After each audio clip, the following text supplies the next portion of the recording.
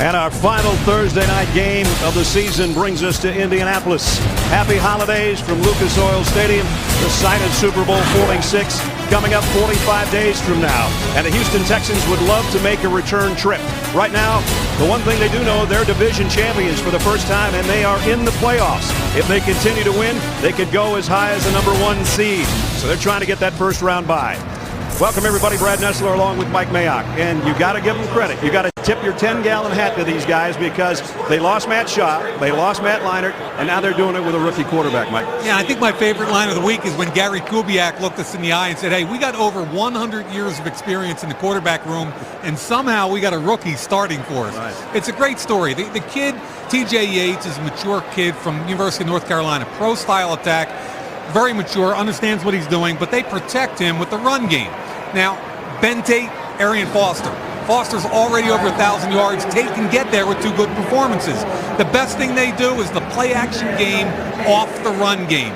They protect this kid, bootleg, play action behind the center guard tackle box. They do a really good job of putting him in a position to be confident in what he does. You couple that with the #2 defense in the league, and you've got a pretty good football team.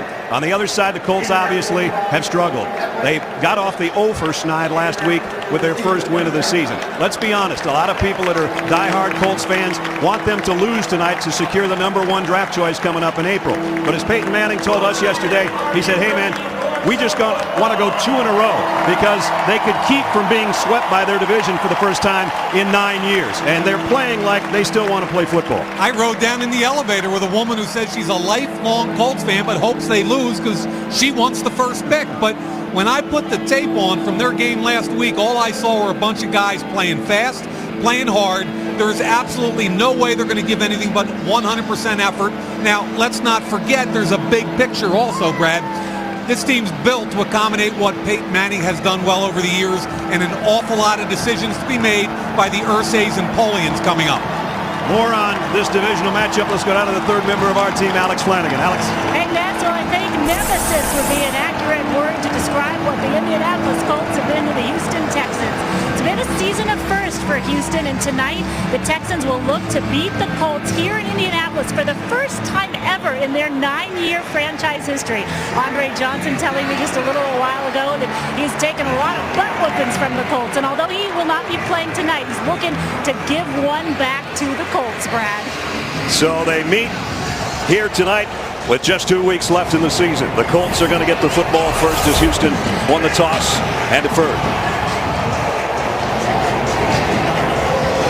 Gary Kubiak's first division title. No team with 1 win or less has ever beaten a team with 10 or more wins. And that's what Jim Caldwell is hoping that his Colts can do tonight. Neil Rackers has got it teed up. Joe LaFedge is back deep for the Colts. Here we go. And this one will be out of the back of the end zone. So we talk about the quarterback situation for the Texans, and obviously when you start the season and you hope you have Peyton Manning, you go to Kerry Collins, you go to Curtis Painter, and now Dan Orlovsky is the guy at the controls for the Colts. Spoke with quarterback coach Ron Turner on the field before the game and asked him why they made the move when he made it. And he said, you know, we needed some more ball security. We thought that Dan Orlovsky would give us that. And he's been pretty credible the last couple of weeks off play action. Orlovsky, ironically enough, a former Houston Texan. 20. Starts from the 20-yard line. Play action. And he's in trouble already, and the ball is out as well. The Texans might have it. He was hit from behind by Brian Cushing, and just like that, a turnover. Wow. Just talked about ball security. Watch what happens with Cushing here. Tackle blocks down, the tight end steps out, he comes through a wide open hole. Costanzo doesn't see him. Brody Eldridge doesn't see him. They go play action, the ball comes out. Brian Cushing untouched. Cushing with a hit, Reed with the fumble recovery. And the Texans are in business offensively already at the Colts 17-yard line. 5th time this season the Colts have committed a turnover on the opening drive. It only took 1 play. And Arian Foster takes it outside and cuts back inside, and he's down to the 9-yard line. For some reason, Jerry Hughes came running into the game late. He never starts at defensive end. I'm wondering if on the sudden change, their starting group on defense wasn't ready. That was a sudden change for sure. Dwight Freeney on the sideline. And it's second down and a couple at the 9. Cushing, his 4th sack of the year, came in as a leading tackler, and boy, he's given the offense a golden opportunity here. Second down at 2. The stretch to Foster with a lead blocker in front, and he coasts to the end zone. 9 yards, touchdown. Lawrence Vickers, the fullback, led the way. An easy romp to the end zone for the 10th time for Arian Foster. Yeah, left guard Wade Smith, who they acquired in the offseason of 2010 from Kansas City. I think this guy's having a great year. He gets out in front, as does the fullback Vickers, and I think Arian Foster is really comfortable behind a fullback. That's way too easy. Untouched, Brad Nessler. Could you have had a worse opening 54 seconds? Is that rhetorical? Wow. Man, Rackers in to rack up the 7 points. Balls up, gone. Brian Cushing with a hit that forced the fumble. His 4th sack of the year on the first snap for the Colts. The ball comes out. It only took 2 plays for Arian Foster to find it, the end zone for the touchdown. Houston. Brian Cushing having another one of those years like he had 2 years ago, Mike, when he was the Rookie of the Year in the NFL defensively. And Dan Orlovsky was looking for better things on his first snap of the night than what happened. Got to protect your quarterback. Play action first snap of the game. You think it's a secure play action throw, and you turn loose a linebacker. Rackers kick. The Feds will take a knee. We haven't had a chance to even set the starting lineups for you for the Indianapolis Colts, so let's do so as Orlovsky comes out to lead this group. Lincoln back, and Dean, the veteran Jeff Saturday, anchors the front wall with Wrights. And Costanzo, the #1 draft choice. Tammy's in there at tight end for Dallas Clark, Austin Collie, and Reggie Wayne, the veteran wide receivers. Pierre Garçon joins them, and Joseph Adai in the backfield. Let's see if the second snap goes better than the first for the Colts. Some of the folks are still finding a parking space, and their team is down 7-0.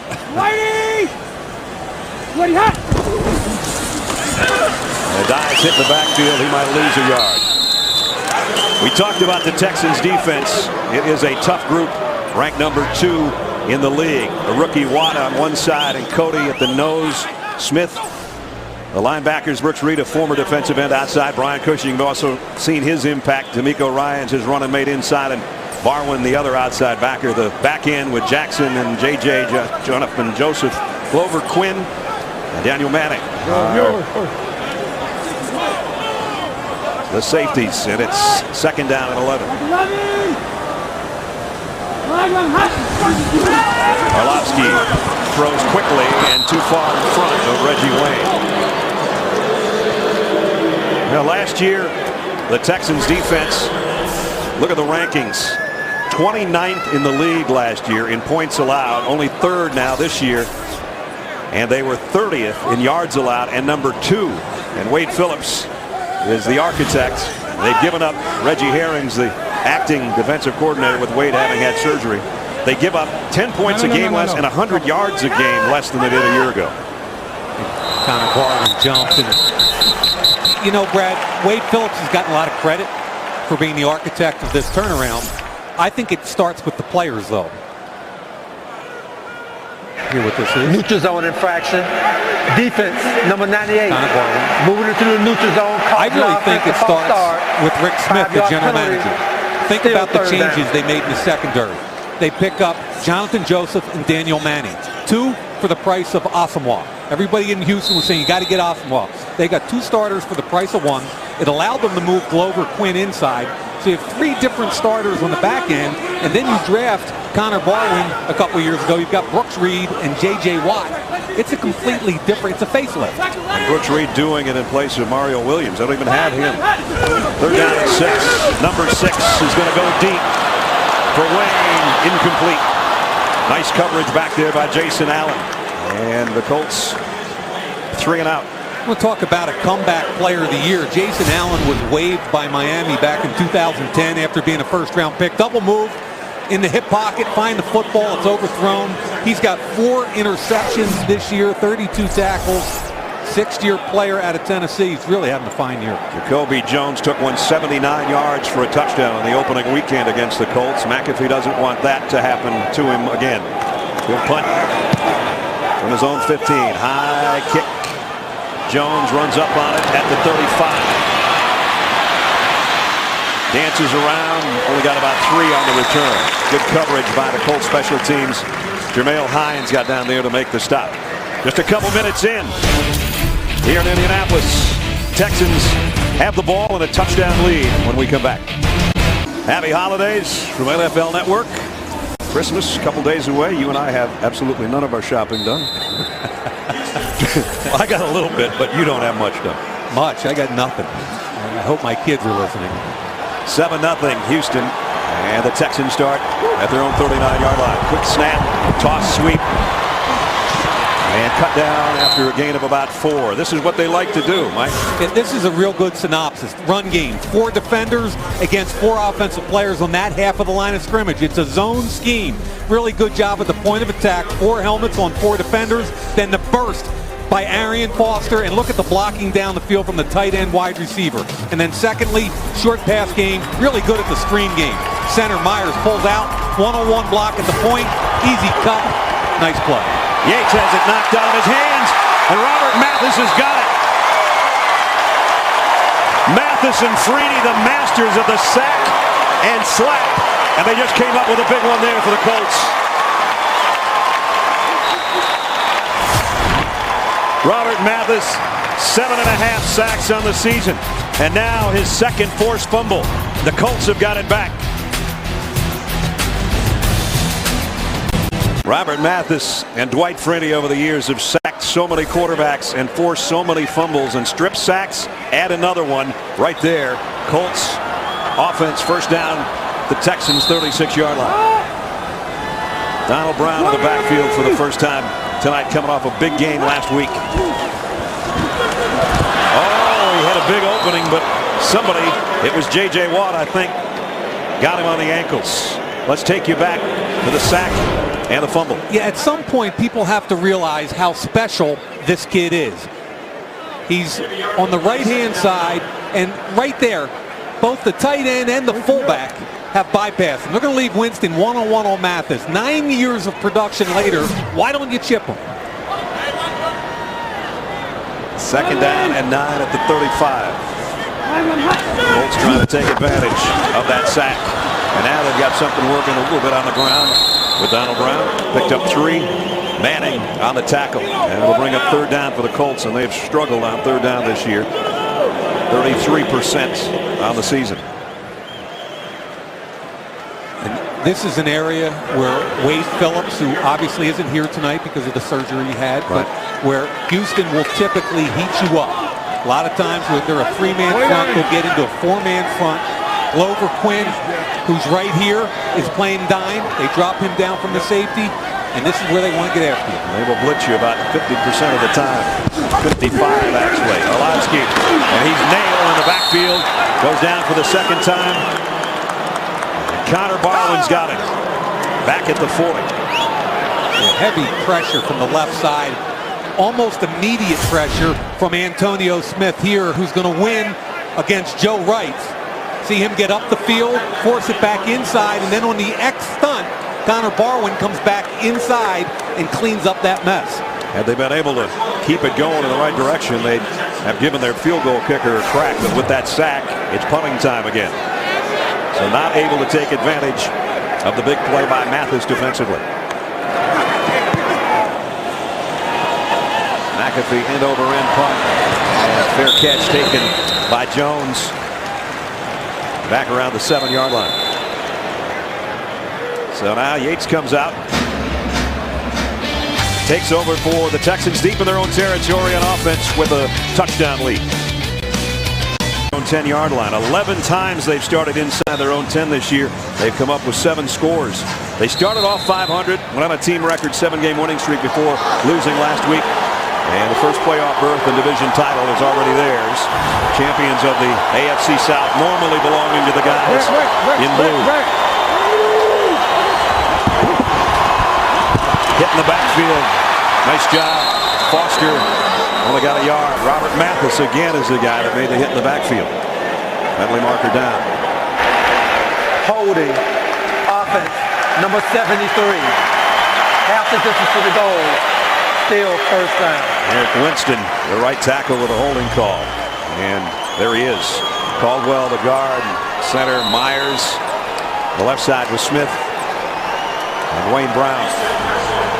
And Daniels, the tight end, with Jacoby Jones, Kevin Walter, and Lawrence Vickers, the fullback. We've seen him lead the way already. And Arian Foster, the tailback, for Gary Kubiak, whose tailback's going to be lined up about 5 yards deep in his own end zone. Daniels in motion. They fake the stretch play. Yates on a bootleg, throws complete, but a great open field hit by Antoine Bethea, the captain of the defense, on Owen Daniels. Nice hit by the safety. Defensively, Dwight Freeney, we've talked about him up front with Brayton, Moala, and we've already seen what Robert Mathis can do tonight on a couple of plays. Linebacking core, Sims and Anger, along with Connor, and the back end got Chris Rucker, Jacoby Lacey on the corners, and Caldwell, the guy that just made the last play, Bethea at the safety spot. Second down and 10. Foster, they stretch it out. Colts do a nice job. He might have gotten a yard. That's it, as Lacey ran him out of bounds. You know, Lacey has done a better job, Brad. He got benched a few weeks ago. Has come back in the last 3 weeks. I thought was the most consistent production I've seen from Lacey in his career. Now the Colts, third and long here. They can hold the Texans, who are without superstar wide receiver Andre Johnson. They can hold him here. They force a punt and change the field position again a little bit. Third and 9 for T.J. Yates, the rookie quarterback. They're going to play it safe, and Foster's dropped for a loss. Jamal Anderson getting in the act from the defensive line. And because of the Houston run game, they're going with a bigger front. Anderson and Brayton are playing inside. He's a lot of times he's outside as a defensive end. A former first-round pick by Atlanta. He wins with Antoine Caldwell. Crosses his face, almost strips the ball away. Look at the ball. Foster gets a hold. He's a guy that had a pretty good career record for not fumbling until recently. They force the punt by Turk. Garcon runs up at it. He's going to have a shot at the 46. Garcon cuts it outside. Nice return, and the Colts are in great shape again inside the 30-yard line of Houston.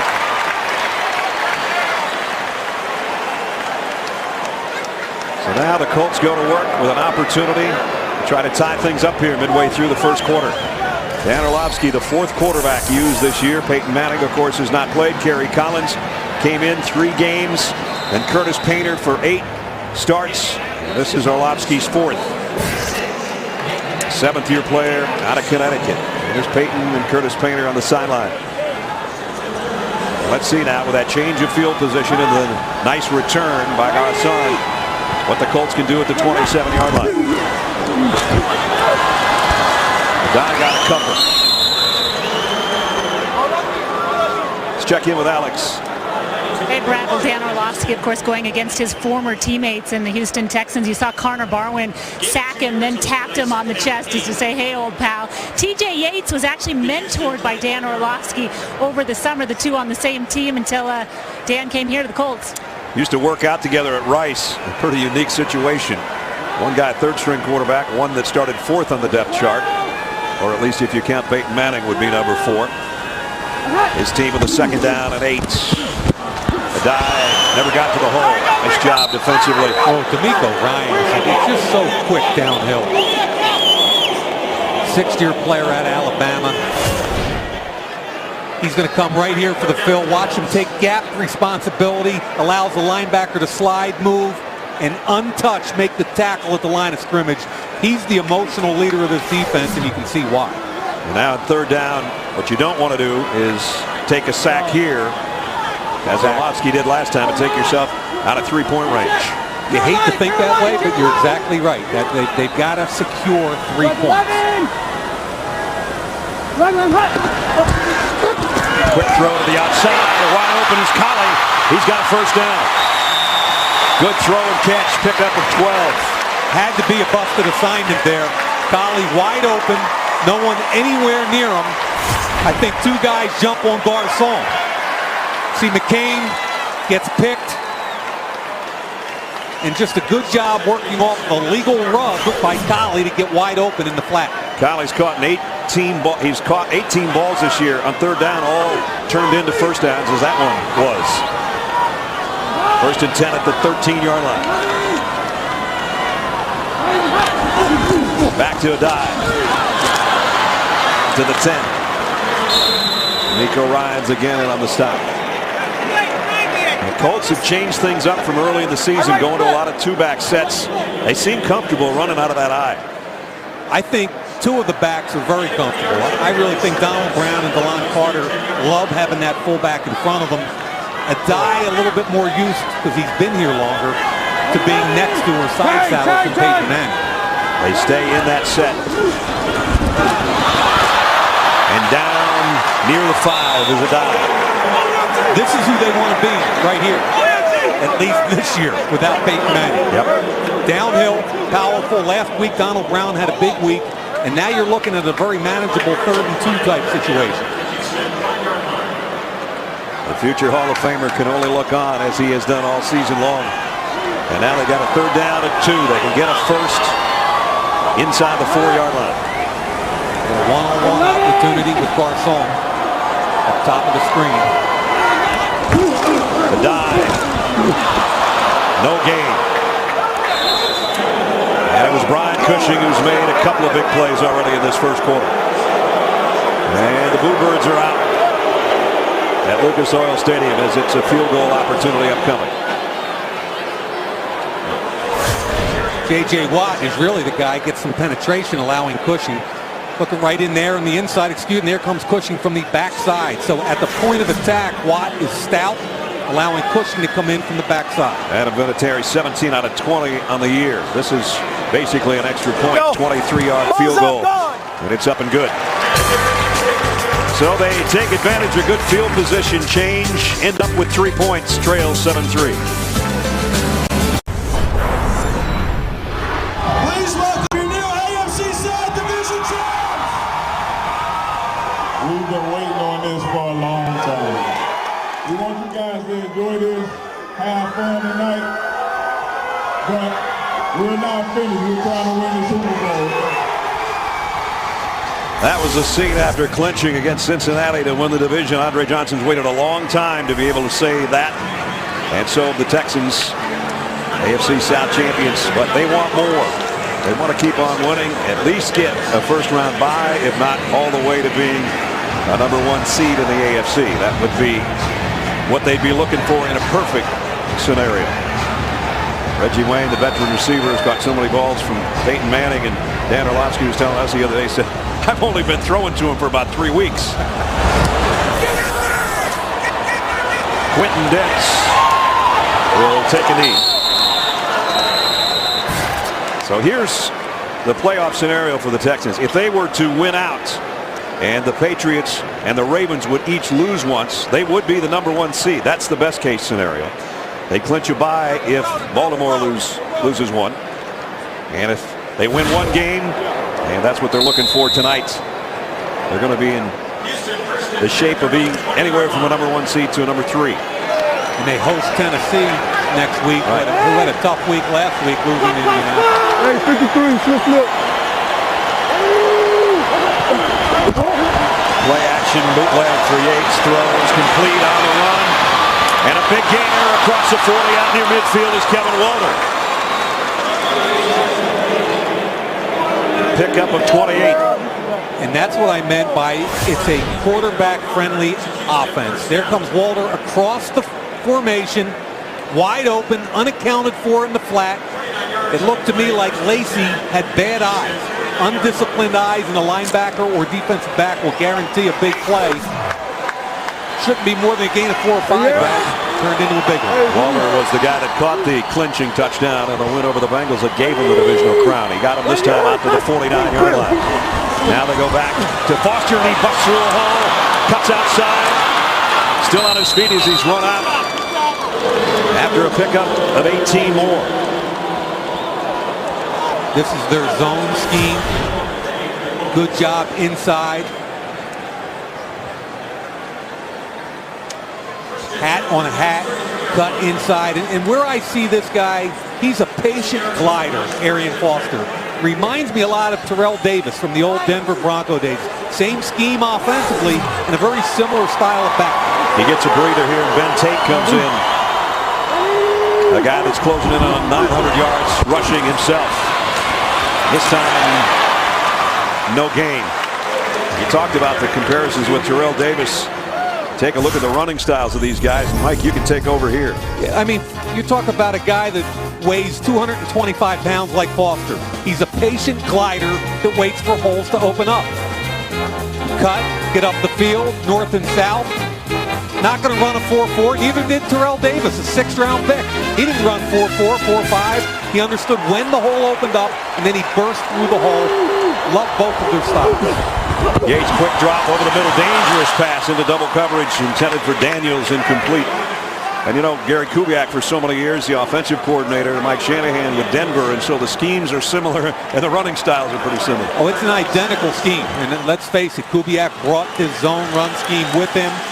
They do a wonderful job coaching it. John Benton, the offensive line coach, they get some criticism around the league. Players don't like it, Brad, because of the cut blocking, right, especially on the backside. However, it is legal, and you have to deal with it. 3rd down and 9. Daniels, a tight end on the move. Yates snaps off the throw. Going to be short of the 1st down. Got it to the 26. And we'll put him in field goal range, or in better field goal range, I should say. Exactly. That's classic Tampa 2. Indy's been running this defense for a lot of years. They've gotten back to basics. Mike Murphy, the linebackers coach, became the defensive coordinator when they let Larry Coyer go earlier in the season. Neil Rackers has had some trouble from 40 to 49 this year. He's missed 4. Yep. This was a 44-yard field goal attempt.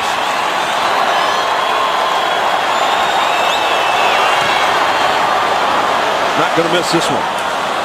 Rackers knocks it in with 2:01 remaining in the quarter and stretches the lead back to a touchdown. So some big plays offensively. Yates hooking up with Walter. Foster with some big runs, but they have to settle for 3. Don't miss a special Saturday edition of NFL Game Day Final. All the highlights from the Christmas Eve games, insider commentary, and more. Don't miss Game Day Final coming up Saturday at an earlier time, too, 7:30 Eastern on NFL Network. That will be Christmas Eve.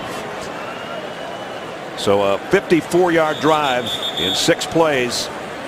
A little over 2.5 minutes used to get the 44-yard field goal by Neil Rackers.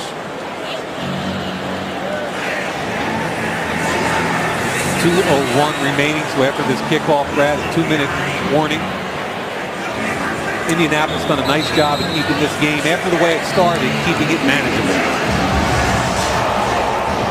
Joe LaFedge back deep. You look behind LaFedge as Orlovsky's warming up on the sideline. He's had one good throw tonight so far, and that was to get him down in field goal range. Matt Schaub over there on crutches and foot surgery. That's Jake Delhomme, the veteran. And there's Matt Leinart in the sling after breaking his collarbone after taking over for Matt Schaub. So they lost one Matt and they lost another Matt. And now they're with their rookie quarterback. Doing a pretty good job for him. And this kick will go to the end line again. So the Colts will start from the 23-yard line. 20-yard line. 3 kickoffs, 3 touchbacks so far. Tonight's aerial coverage being presented by Southwest Airlines. Brad, you were just talking about all those different quarterbacks, and You know, Matt Schaub goes 7-3 as a starter. In comes Leinart, gets 1 start at Jacksonville. And then TJ Yates' time, but they signed Delhomme, and then they signed Garcia, who's 41 years old, by the way. So when you add up all those 5 quarterbacks, it's amazing how much experience in that room there is, yet they're dependent in their playoff drive for rookie 5th-round pick from North Carolina. Orlovsky out play action on a bootleg of his own. Is going to have to fire in a hurry, and he did tuck one in there to Brody Eldridge. A pickup of 5. Alex? Hey, Brad, well, the Texans playing without their defensive coordinator, Wade Phillips, who's still in the hospital. As of tonight, I talked to owner Bob McNary, visited Wade Phillips yesterday, who's recovering from gallbladder and kidney surgery, said that he's in good spirits and good health. He should be released as early as tomorrow, and said that he might even be able to be on the sidelines next week when his team plays the Tennessee Titans. Well, Wade, we wish you the best in your recovery and hope to see you back on the sideline soon. 2nd down at 5. Here's Brown on the stretch play.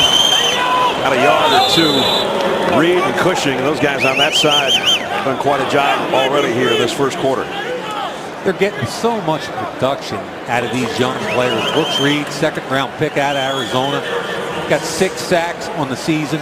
Connor Barwin, the 3rd-year player out of Cincinnati, 10.5 sacks. So when you're talking about a 3-4 defense and 2 young edge players like that, without Mario Williams, who was having a monster year when he got hurt, by the way, really impressive. Front 7 can really run. He'll be running after Orlovsky right here on 3rd down and 3. Got the throw away. Almost picked off. Bryce McCain tipped, and it was intended for Austin Collie. And the Colts will have to punt. Yeah, McCain was in perfect position. Little double stack here. Nice job playing in and out coverage. McCain's all over it. Everything but the catch. Good coverage, and if that ball was thrown lower, it's a pick 6. Jones again drops back in punt return formation, and McAfee to kick.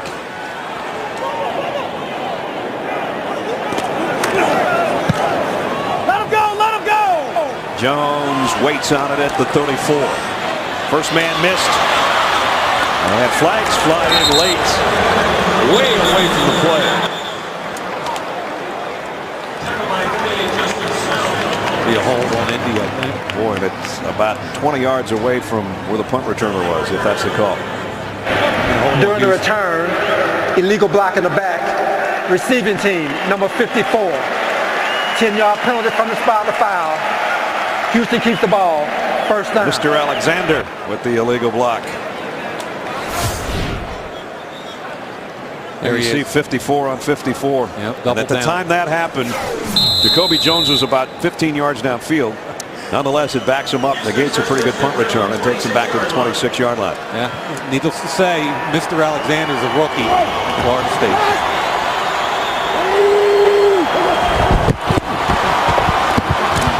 Foster again breaks through a hole.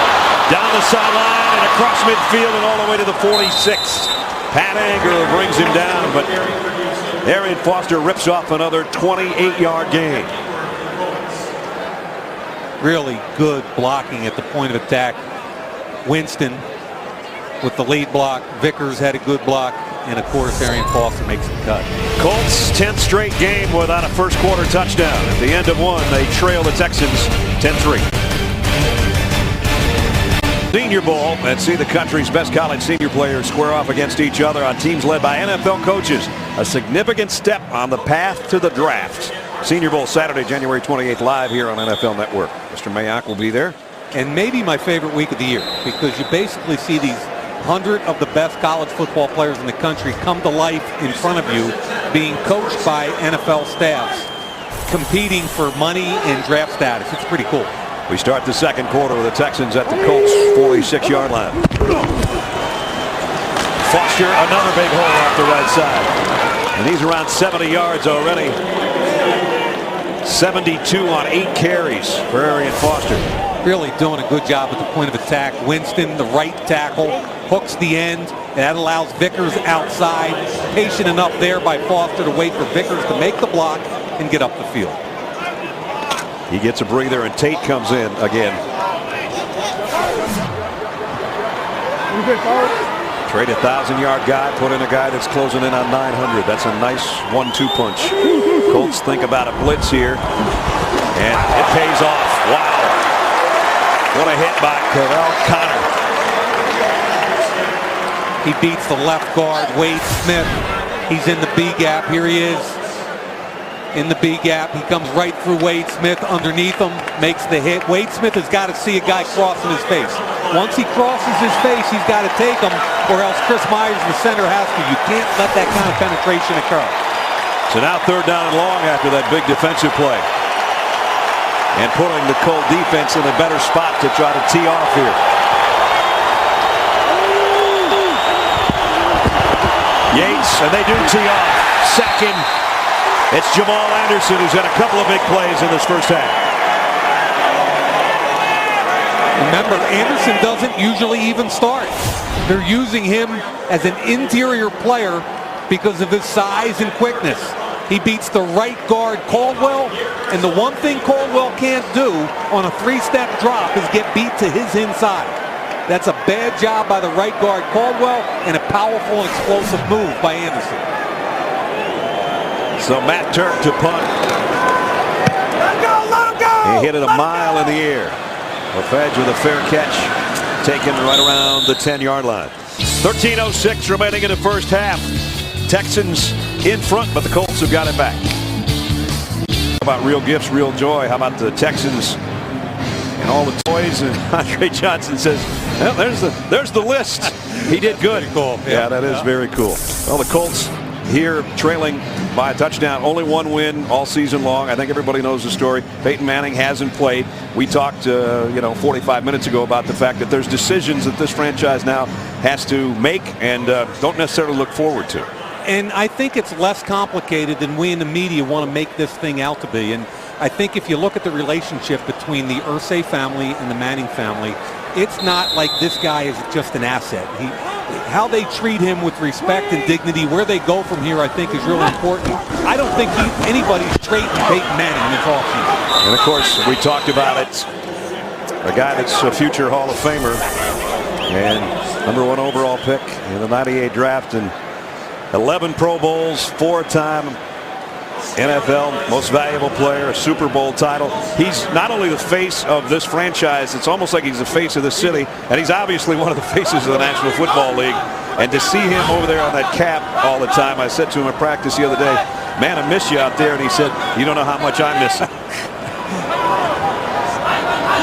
2nd down and 11. Orlovsky fires complete. 1st down, Reggie Wayne. It's normally Peyton Manning to Reggie Wayne. Pickup of 17. And the other thing, when you see guys that are hurt, like Peyton has been, when you see guys retire, as Brett Favre did, those kind of guys, you just look forward to seeing them out there every Sunday, and you knew that they were going to paint a portrait. In Favre's case, it might be a Picasso. In Peyton's case, it's a Van Gogh. It's a little more structured. But you knew what they were going to do was going to be worth hanging on your wall in your living room every week. Wow, that was pretty deep. I got a whole art lecture there. We're talking about a quarterback. But here's my take on the whole thing. If you're the Colts, if you're the Irsay family, you're hoping by March 8th, when you have to make that $28 million bonus decision, right, you're hoping he's healthy enough, and you're hoping you get 2 or 3 years out of him. And if you have that first pick in the draft, and if that pick is a guy like Andrew Luck, then now you've got the guy to groom behind him, a la Aaron Rodgers. Here's a throw out to Garcon on a screen, and he's brought down a loss of 1. This is what Mike was talking about. First, the neck surgeries after signing the contract, and that option bonus comes due the first week of March. And you might have heard Jim Irsay with Rich Eisen in the pregame show saying it's not going to be a thing about money. I'm already over the salary cap. This guy has been our whole franchise for so long, and he wouldn't be against taking another quarterback. Their attitude is, and I agree with it, he's not just an asset, he's a family member, and we're going to treat him that way. 3084, 3084. Like 11. A dive, found a little opening, got across the 30 out to the 31 as we check in with Alex. Hey, Brad, I've been watching Peyton Manning on the sidelines. Almost torturous, really, to watch him because it just seems like he wants to be in the game so badly. In between series, he's spending time with his offensive line just like he had been in the old days, talking to Jeff Saturday, going over photos, kind of breaking down things. He does try, though, and stay away from the quarterback, Dan Orlovsky, not talking to him quite as much. Interesting, though, the fans here love him, but there have been a lot of talks that the fans may want this team to lose down the stretch so that they could get Andrew Luck. Yeah, well, that's been swirling around since the losing streak began and Peyton wasn't on the field. Here it's 3rd down and 5 for his team. Look out, Orlovsky in trouble again, and down he goes. And a flag flies in as J.J. Watt has got the sack. 3rd sack of the night for the Texans. Personal foul, roughing the passer, defense, number 99. See, Brooks Reed is the guy that forced Orlovsky up into the pocket. Here's Bill Collar, the defensive line coach. So Brooks Reed wins off the edge, forces the stop into the pocket. There's the hit. I don't know about that one. I don't get what that's for. Helmet to helmet is what Jerome Boger, the referee, called. Look how low he went. And I understand how he's a protected guy because he's a quarterback in the pocket. I understand that. But that's a really good tackle by a 6'6" defensive tackle who's trying to get as low as he can on a quarterback who's bent over at the waist. I don't agree with that call at all. At any rate, the Colts get a 1st down out of it. Back to the eye with a die, and he'll get the carry. And out to the 42-yard line. You know, I had a conversation, Brad, for about 15 minutes on the field before the game with Peyton. And I walked up to him and I said, you know, I really love you. I work your academy every summer and everything, but I am so tired of talking about you, I can't stand it. And he said, Mike, I'm tired of it too. There's a football game here tonight, and I'm getting tired of everybody being all over me. All I can do is what he said is all I can do is work every day and try to get myself ready for March 8th. And the Colts don't know where he's going to be. He doesn't know where he's going to be. And we make an awful lot out of it, and we know nothing about it. 2nd down, 6. A die again, brought down maybe for a yard gain. You were talking about the Manning Academy, and it brings in the best college quarterbacks every year. And here's last year's as Andrew Luck and Peyton Manning in the same backfield. Maybe something we might see someday. And Luck, back-to-back runner-up finishes for the Heisman Trophy and a sensational career at Stanford. And it's my favorite 3 days every summer because Peyton allows me to come down and help him coach quarterbacks. And we've got about 110 coaches there for 1,100 kids. And it's just about guys that are passionate about the game. And trust me, Manning and Luck are both passionate about the game. 3rd down and 6. Orlovsky steps the rush, and now the ball is out at the end. And they're going to say incomplete. Collie had his hands on it. The ruling on the field is an incomplete pass. 4th down. And it'll be interesting to see if he catches it and gets 2 feet down with possession. Bryce McCain does a really nice job stripping it. Does he have possession? 1 foot, falls out. That's a good call.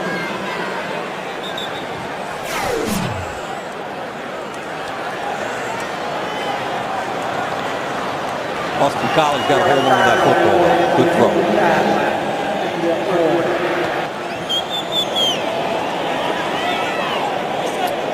McAfee to punt with 8:50 remaining in the half.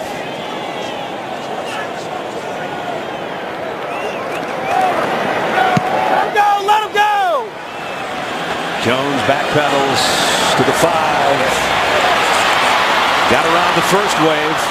And a decent return, got it out, and a flag flies in at the end. And let's see if we've got a personal foul at the end of the play.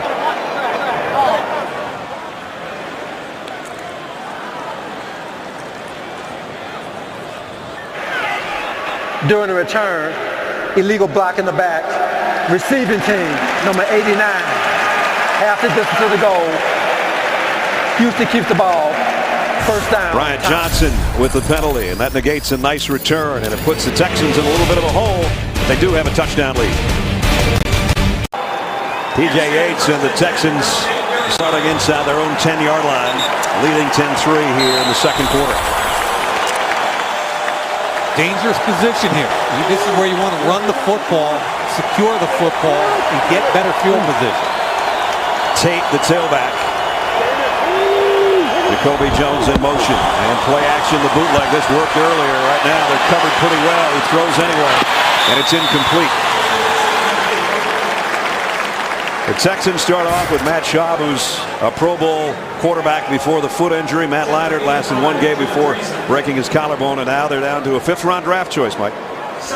An interesting kid out of North Carolina. Very little momentum building on him towards the draft. He wasn't even invited to the combine as a quarterback. He was invited as a camp arm to throw to the defense.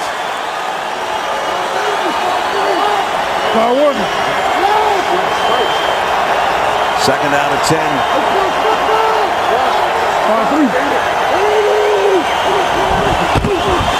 They will keep it on the ground and Tate out 2 to 10. That was what Mike was talking about. And you were both at his pro day and at the combine. Invited as a camp arm. In this drill, he's throwing to a defensive back. He's not throwing to wide receivers. It's a high point drill for the defensive back. Here, linebackers breaking off a cone, coming back to the football. Now this is where he started to impress people at his pro day at North Carolina. Pro-style, conventional attack. All the teams in the league were there. He threw the ball over 100 times and was very impressive. Keep it on the ground, Foster, and Foster can't get away from Antoine Bethea again. And now the Texans are going to have to punt from deep in their own end zone. Antoine Bethea is a good football player. Came into this game with 120 tackles, a couple of forced fumbles. I think he's gotten smarter. His angles have gotten better, and he's turned himself in his 6th year out of Howard into a good football player. Garcon asking for some noise as Turk, the oldest active player in the league, punts high. Garcon, fair catch. Has to backpedal a little bit. Makes a tough catch over his shoulder at the 39-yard line. So the Colts will see if they can get something going offensively in their home stadium when we come back. See the future of the NFL 2012 Scouting Combine. Watch the top draft prospects go through the drills and work out for NFL coaches and scouts right here in Indy. Critical step to the path of the draft. Scouting Combine this February only on NFL Network. And of course, Mr. Mayock, always a major presence here for that. 48, hot, 11. Colts on first down from the 39. Play action. Orlovsky loads and fires. Good throw and catch. First down to Reggie Wayne. Pickup of 17. Play action. When we talked to Orlovsky yesterday, what did he tell us he wanted to do? He likes driving the ball outside to the perimeter. Right. And as you can see, the timing is good. The corner is off. Really good job by Orlovsky. So the Colts at the Texans 44. 11. Eldridge, the tight end, sets up in the slot. Oh, almost a fumble there. It looked like as he was trying to get it to a die. It looked like a ball almost came out of Orlovsky's hand before he got it to number 29. Interesting what Orlovsky told us. You know, first of all, he wants to throw it to the perimeter. Secondly, he loves play action, clear vision, clear feet. And lastly, not like Peyton, he likes being under center. He feels like in the shotgun, when he has to look to catch the football, he loses the linebackers and defensive backfield. Every quarterback's comfort level, Brad, is different. Colts go without a huddle, but not hurrying here. On second down and 10. With 6 minutes remaining in the half. No. And now he steps back into the shotgun. I heard from Pierre Garçon. Well, you would have. Well, you will. Interference on Joseph. I thought he was looking that way. He had a one-on-one opportunity. Really tight coverage by Jonathan Defense, Joseph. number 24. 5-yard penalty, automatic first down. Okay, here we are in press. Bale gets that. Hey, look at that's a mugging right there, folks. Okay. you know I'm a former defensive back, and I'll be a little bit liberal on that, but that's officially a mug. Don't shake your head, Jonathan Joseph. That was a mugging, young man. That certainly was. And by the way, what a great free agent acquisition by Houston in the offseason. He and Daniel Manning have solidified that secondary. So it's holding, not pass interference, and the penalty has it just inside the 40-yard line. A dive. They keep banging it in there. He's not getting big gains, but 2 or 3 at a crack. Tim Jamison made the tackle. Let's give him some credit for holding this game at 10. Exactly. You know, you're down 7-0 in less than a minute of this football game, and you've got to stay patient. I give Clyde Christensen, the offensive coordinator, credit. Just slow it down. This is not a no huddle where you're trying to get Peyton Manning to speed it up. No, take your time, run the clock. See if they go play action here on second down. And 8. They do.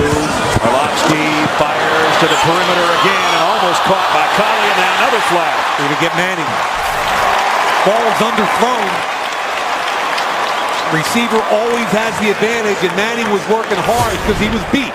Watch what happens with Manning. He's trying to work hard to get back to that underneath hip. He's beat right here. He knows it. He never looks back to the very end and runs right into him. No question about that play. Automatic first down. The 4 penalties on the Texans defense and a couple on this drive have kept the drive alive for the Colts.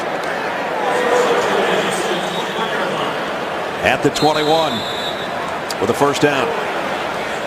Donald Brown checks in to the Indianapolis backfield.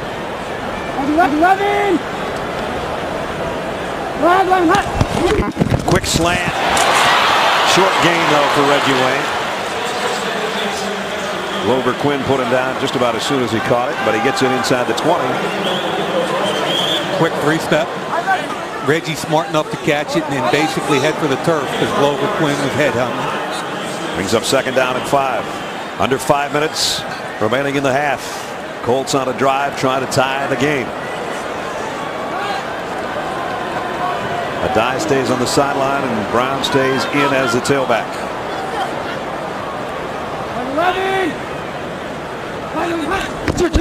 And he'll get the carry. Got to the 14. That's it. Brian Cushing on another tackle. But you know, it's not impressive, and we don't go ooh and ah like when we watch Peyton play. But what they're doing is methodically picking up 3, 4, 5 yards. That slant pass was fine. Picked up 5. Right. You just picked up 2. It's 3rd and 3. Manageable situation where you can run or throw.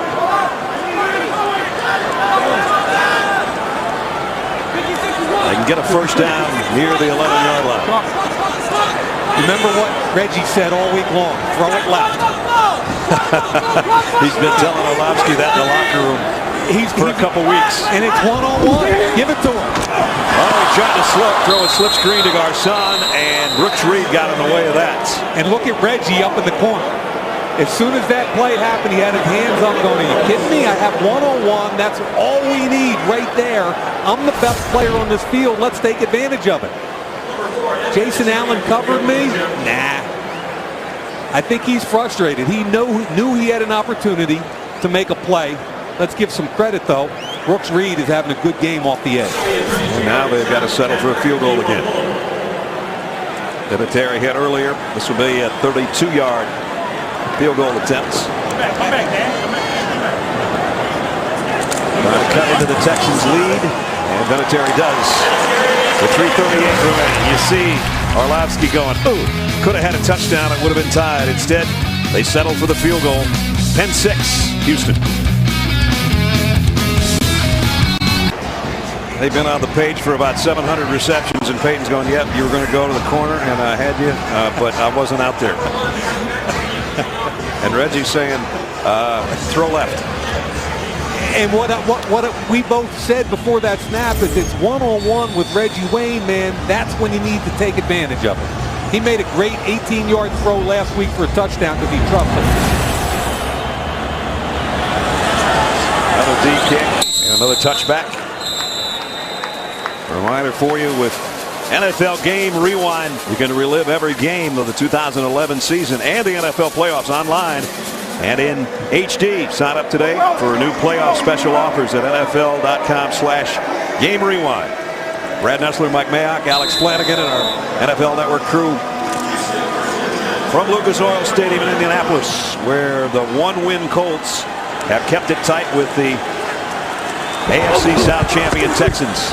Yates on first down, flares it out to his tight end Dreesen, and Dreesen goes out for a pickup of 6. Yeah, he wanted a deep vertical there to Jacoby Jones, the fastest wide receiver, especially with Andre Johnson not available. But he felt the heat from the linebacker Cavell Connor, and there was good coverage by Rucker.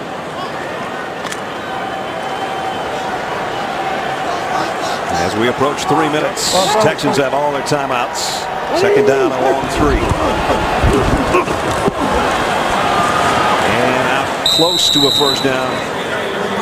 I think a little bit short is Arian Foster. Mathis made the stop. Should be third down and a couple of feet. Interesting to see how the Colts play this now from a timeout perspective. You're under 3 minutes. It's 3rd and 1. If you stop them here, you call the timeout, I think, immediately. If you don't, you might see Houston call the timeout. It's a full yard, 3rd and 1.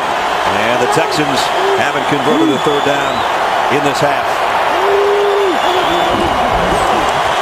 Bootleg, quick throw. They still haven't converted. What a nice job by Lacy and Bethea back there. That was phenomenal. 3rd and 1, play action. Joel Dreesen, the tight end, is going to wind back across the formation. This is their favorite little bootleg. He'll come this way, offload the other way. But a great job, forcing the football out by the defensive end Mathis, and then watch the hit by the defensive backs, Bethea and Lacy. Yes, we got a ball game, baby. We do. Rich Eisen here, letting you know what's coming up on the Kia Motors halftime show, getting you set for the Battle of New York, and it's the last chance for you to win a free trip to Hawaii. If you don't win it on the halftime show, the only way you're getting to Hawaii for free is if you hitch a rod on the Mayock Citation 10. All right, Rich. See you in a couple of minutes. Matt Turk to punt. Garcon back deep for the Colts. You never know when Rich Eisen's going to get that wise guy thing. I know. You never know. Garcon, fair catch. And at the 21-yard line, that's where the Colts will have 152 and all their timeouts to work with. The playoff picture, we talked about it. New England right now in the driver's seat. If Houston, though, could win out and the Patriots and Ravens lose one, they could go as high and be the #1 seed in the AFC. Nobody wanted to cross off over there on the right-hand side, was there? I was thinking about it because, you know, this whole Battle of New York, and Rich is so excited about it. The Giants beat the Jets. The Eagles are out, right? So you can cross them out. And then really the critical game becomes that final game with Dallas and the Giants for the Eastern Division title. 20!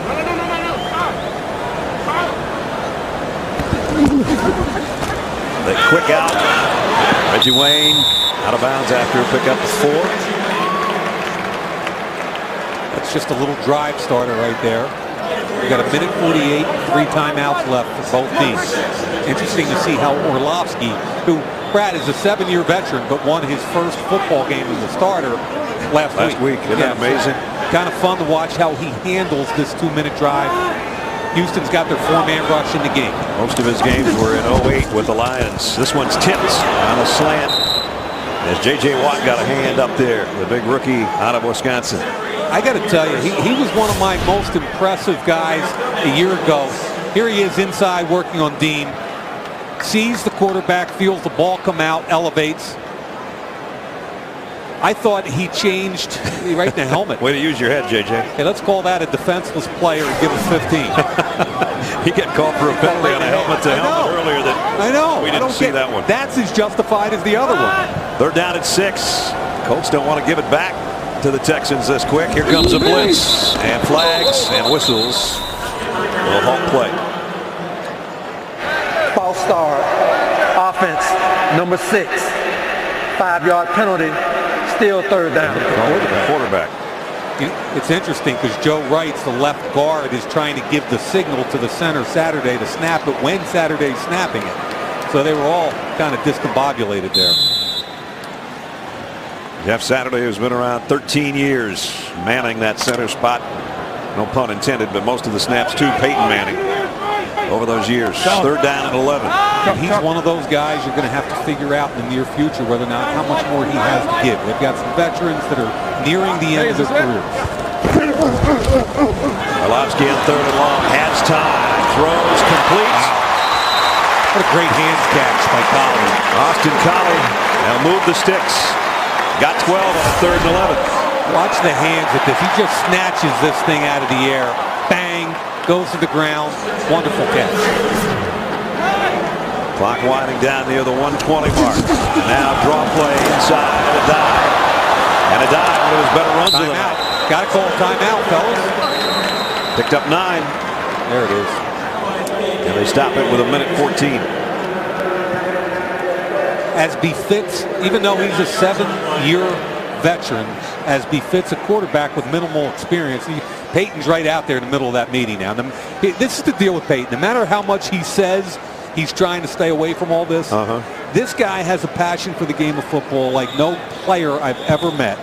He can't help himself. Clyde Christensen, you saw the offensive coordinator there with the sheet in front of him, and he was talking about Peyton Manning. He says he's the guy with the code. And I said the problem is when he talks to everybody else, they don't know the code, right? And he said, yeah, we'd like to keep him away from Orlovsky a little bit because Orlovsky doesn't get the code yet. One of the first weeks they put him up in the press box, he couldn't take it. He could not take the sterility of it. And he went back right down to the sideline. 2nd down and 1.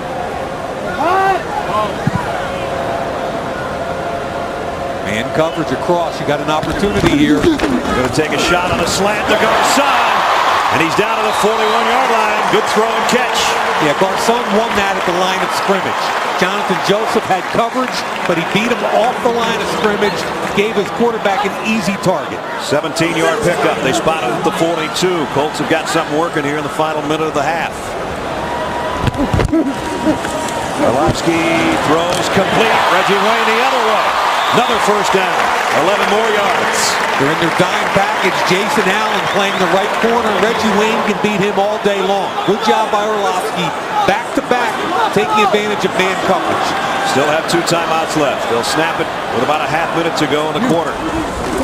A dive. He's cracked at the line of scrimmage. Maybe got a yard. Brooks Reed makes the stop. And timeout.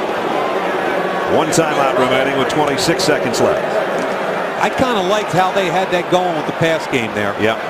And I understand at this point with the ball in the 30, 8 yards on the snap is 38. It's a 48-yard field goal attempt. I know they're trying to protect points, but they can be a little more aggressive. Now, here he is. The first one, Garcon does a great job at the line of scrimmage. That's a pass that should be caught every time.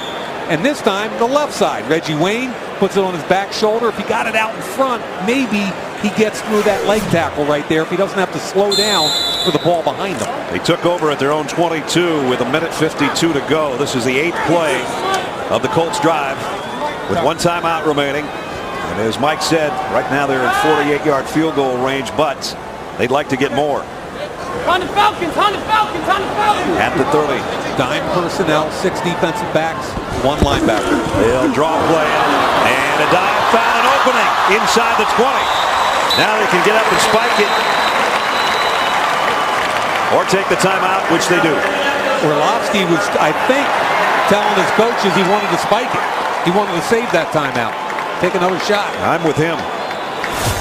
But a good run, the best of the night by Joseph Adai. Nice job here. Nice job by Jeff Saturday at the 2nd level right there.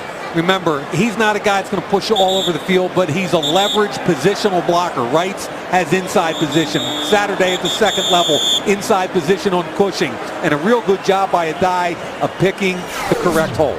You could hear the boos start resounding around Lucas Oil Field, and then he busted through the back end and became cheers in a 1st down in the red zone. It's like a coach with the 3-point shot. Yeah. No. Yeah, great shot. Yeah. But they used that timeout. Let's see if that comes back to hurt them. Yeah, I would have liked to see them spike it there. Orlovsky in the gun at the 18. Might have been false start, I think, on the right guard. Before the snap, false start. Offense, number 71.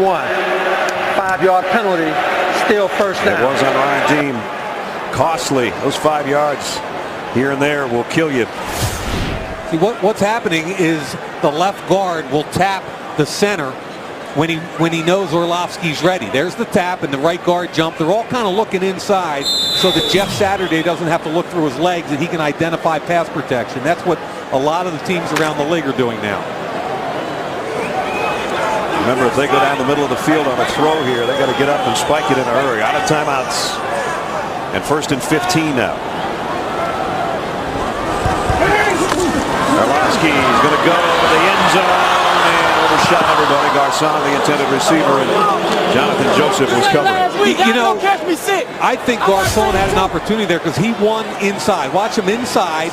Now, if you throw this ball inside of him, he's got a chance to make a play because the safety, I don't think, could have gotten there. Throwing it out of bounds there does you no good, except at least it gets the clock stopped.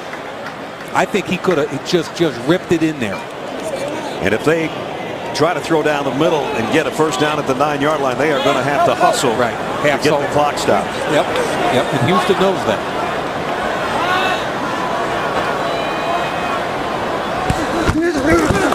Orlovsky goes the other way to the end zone, and this one's incomplete. Reggie Wayne. He wasn't even looking.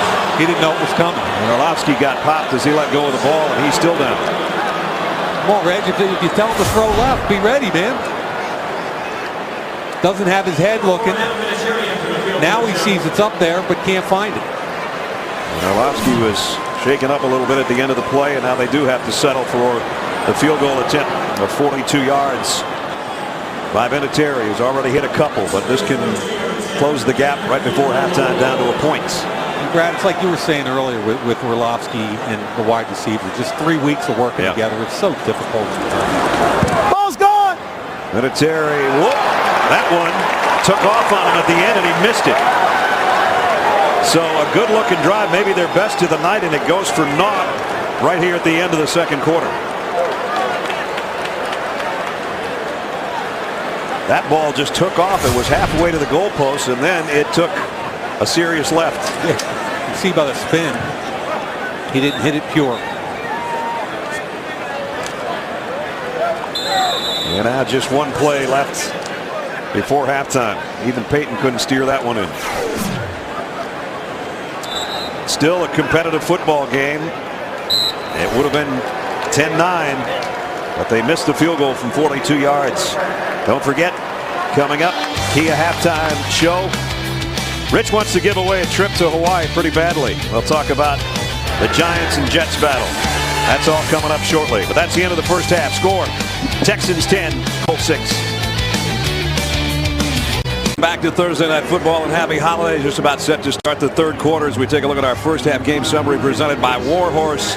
Not a lot of offense by either team. The Texans didn't have a first down in the second quarter, and the Colts defense held them in check. And Mike, thoughts on the first half? Colts staying in there pretty much as advertised. I mean, Houston defense suffocating, 2 field goals. Arian Foster 10 carries for 76 yards, and they're trying to protect their rookie quarterback TJ Yates, who's only thrown the football 7 times. Well, Colts had it down in the red zone 3 times, but came away with only 6 points. They missed that last field goal that could have cut it to a single point at halftime. I had one of my friends send me a text at halftime and said that last field goal looked like one of your tee shots. Appreciate that. Let's check in with Alex. Hey, Brad, well, for a team that's 1-13 after a start like the Colts got off to, they could have quit. Jim Caldwell saying, though, that his team is fighting and he's happy that they're doing it. Defensively, they're doing exactly what he wanted them to. He said coming into this game that they needed to slow Houston's run. Didn't think that they could stop it. They've done a great job of slowing it. Meanwhile, Gary Kubiak saying that they need to do a better job of protecting their quarterback, TJ Yates. Mike, his number's a little different from yours. He says that 9 times that TJ's thrown it. He's been sacked 2 times and had a fumble. They need to protect him better. We'll see if they can. The kick goes out of the back of the end zone again, and they'll work from the 20-yard line. Arian Foster was most of the offense for either team, Mike, in the first half. And this is who they are, and they're going to try and protect their quarterback. And when you look at this from behind, it's 5-on-5 plus add the tailback. Now you got a 6-on-5 advantage. Hat on a hat. There's the correct block off the correct cut off Myers. Watch them all take that zone step. Good job by the right tackle, Winston. That is who Arian Foster is. Patient and then to burst up the field. Let's see if they do more of the same here to open the third quarter. They fake it to him, and a quick throw down the middle is complete out to the 34-yard line. And Kevin Walter, another catch for the Texans. And again, protecting the quarterback. Play action, get the ball out of his hand quickly. Don't let him get hit. Just move. All you do here is heavy run set. Somebody went the wrong way.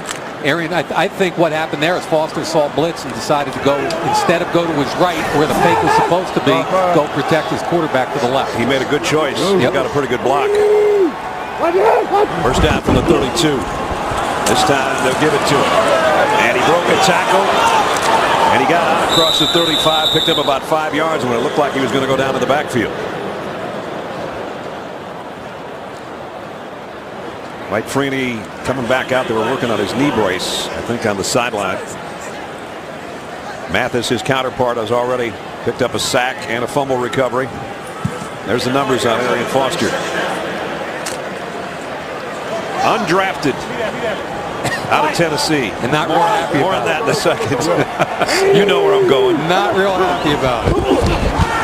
Yates down the middle, complete. Jacoby Jones has got a first down. Pickup of 16 more. They're letting the quarterback play a little bit here early in the third. I think that makes some sense, especially as you look ahead to the playoffs and understand you're going to play nothing but good teams, and they're going to sit on Arian Foster and Ben Tate. I think Gary Kubiak knows if the plan is you're trying to get to a Super Bowl, that quarterback's got to get the football down the field. You see Liner to the left, Schaub to the right. Both have gone down to injury, and that puts it in the lap of number 13. Yep. I got him. Back to Foster. Big gain, big opening. Arian Foster, a cutback inside the 20 and down to the 16-yard line. Biggest run of the night. It puts him over 100. Dwayne Brown, the left tackle, point of attack with the tight end there also. Brown does a nice job. Second level, just killing people. Look at him right at the second level, killing people. Really good block. Fortunate to get just a tackle right there at the end by Bethea, gets his ankle. 7th 100-plus rushing game of the season for Arian Foster, and he's got the Texans in the red zone just inside the 17-yard line of the Colts. They toss it to Ben Tate. And the Colts do a good job of stretching that out, and it was Pat Anger with the tackle. I think this kid's a good football player. Anger out of Iowa, well-coached, second-year player, second-round pick. You want to talk about downhill as a linebacker. Anger to the right of your screen, reads correctly, comes over top, and now he sees it, he pulls the trigger, and he makes the tackle. Gary Brackett, their defensive captain, went on IR earlier this year, and that made it all the more important that Anger, in his second season, come through with a lot of tackles, and he is their leading tackler. Tate covers up the football with both hands and loses a yard. So the Colts stiffen when they need to. Anger and Johnson combine on the stop, and Foster will trot back out.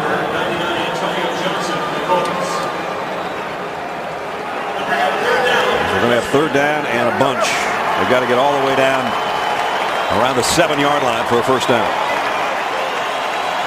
You know what that means? The two defensive ends are going to get in that greyhound stance. Wouldn't be surprised to see draw, screen, something like that. Yates in the gun with Foster to his right. Going to throw screen. Foster waits for his blockers. Got inside the 20, back to the 18. That's it, though. Yeah. Nice job by the Colts defense. And again, that's an offensive coordinator, Rick Dennison, not taking chances with a young quarterback. Third and long, you know you're going to get heavy pressure from the defensive ends. And this is a good screen team. Arian Foster sneaks out to the right. He's got blockers out in front of him. Myers and Caldwell takes it all the way back, but secures the 3 points. So Rackers is going to try a 35-yard field goal. Inside of 40, he's hit his 63 of the last 64. Trying to stretch the lead back to a touchdown, and does. So good opening drive for the Texans in the third quarter, but the Colts defense stiffens when they need to. Aerial coverage presented by Southwest Airlines. You see a shot of downtown Indianapolis. I love this city downtown. So many places to enjoy. Is that the best way to put it? And the cool thing about it is no matter where you're staying, you can pretty much walk anywhere in this town. You know, you can get anywhere. And of course, 45 days from now, they'll host Super Bowl 46. So if you've never been to the city and you're coming for the Super Bowl, trust me, you'll enjoy it. A couple weeks later, we got the Combine, one of my favorite weeks of the year. So I'm going to be in Indy a lot in the next couple of months. Look for him, folks, at the local corner. Don't even start. And another kick deep and another touchback. So the Colts trail by a touchdown. Number 6 will try to do something about that on offense when we come back. 10:25 remaining third quarter. Colts trail the Texans by a touchdown, and they'll start at their own 20-yard line. Colts, 39 of the 53 players on this Colts roster have played every game of their career with the Colts, including that guy who hasn't played a snap all year because of neck surgery. But guys like Jeff Saturday, 13 years he's been snapping it to Peyton. Reggie Wayne at age 33. Dallas Clark's 32. Dwight Freeney's 31. And the reason we put that in there, here's a team that was 10-6 a year ago. Now they're 1-13 because their future Hall of Fame quarterback hasn't played. That's just one of the problems. And I know a lot of people think, well, you got to find a way to win more than one game, even if you don't have your starting quarterback. Here's Orlovsky, and that throw's incomplete. Kareem Jackson on the coverage. Rams looking for a flag and don't get one. Yeah, they didn't get separation anywhere there. You can't blame Orlovsky here because his wide receiver, Reggie Wayne's got to win. This is a challenge. It's press man against a good corner. Former first-round pick Jackson. Is he handsy? Yes. Could you probably call that interference again? Yes, you could. But that's where Reggie Wayne has to win. One-on-one, no help. You got to help your quarterback. No Dallas Clark tonight either. That always helps a quarterback. There's Brown, second man through. Out for a pickup of about 4. You spent a lot of time with Bill Polian at practice yesterday talking about future of this team. I mean, there's Dallas Clark, a tight end. Missed 4 of the last 5 games with a leg injury, getting up in years. He doesn't have the same burst I've seen before. And I think what you're seeing, Brad, is obviously we all want to talk about Peyton Manning, but there are other issues here. Who do you draft if you do have the first pick in the draft? How much of an overhaul is necessary? I'll tell you right now, I think they're set at tackle for the future. I think Costanzo and Igelana's on IR. I think they're your 2 tackles for the next 8 years. Speaking of which, there's a jump. Texans, did they jump in the neutral zone? I think Pollock moved, who's in the game now. Neutral zone infraction. Defense, number 94. 5-yard penalty. Still third down. It's going to make third down a little bit easier, though. But what happens is Bill Polian, I think, is one of the best, has been one of the best talent evaluators in the business over the years. Brad, in the last 9 years, he hasn't had a first-round pick where he's been able to draft higher than number 20. So people say, well, why haven't you drafted corners? Or why haven't you drafted tackles? They're all gone by 20. I think Bill Polian's done an amazing job drafting players for this franchise. Third down and 1. Hit in the backfield. What a hit by J.J. Watt, who's had a heck of a game. Yeah, he beat Linkenbach. And you hear me talk about beating him across his face. Linkenbach is the right tackle, and Watt beats him to his inside. So watch the right tackle, and Watt 99 will beat him across his face. And when you win that battle, this kid Watt is 288 pounds, 6'5". He's explosive. He's tough. He's also a great story. He was a former tight end at Central Michigan that transferred to Wisconsin. Walked down at Wisconsin, became an All-American, All-Big Ten player last year for the Rose Bowl team. Almost excited about the Rose Bowl and the fact that the Badgers are going back to the Rose Bowl as he was about the fact that he's going to the playoffs in year 1. Greg Knapp, the Texans quarterback coach, thought he'd have Matt Schaub or Matt Leinart. He's got the 152nd pick in last year's draft, running the show right now. TJ Yates, who's 8 out of 10, just 77 yards, but his team is in front by a touchdown. Foster's at a 100-yard plus game. He's going to add to it here, maybe in a big way. Foster all the way out to the 46-yard line. Tackled by Freeney 20 yards down the field from the other side. What another big hole off the right side. Watch right here at the point of attack. That's Winston. He gets the block on the defensive end. The fullback gets a great block, Vickers, and then he picks his spot, gets up the field north and south. And look at Freeney at the end of it, hustling down the field to make a tackle. That's a great hustle play. Mike Foster's averaging 10 yards a carry right now.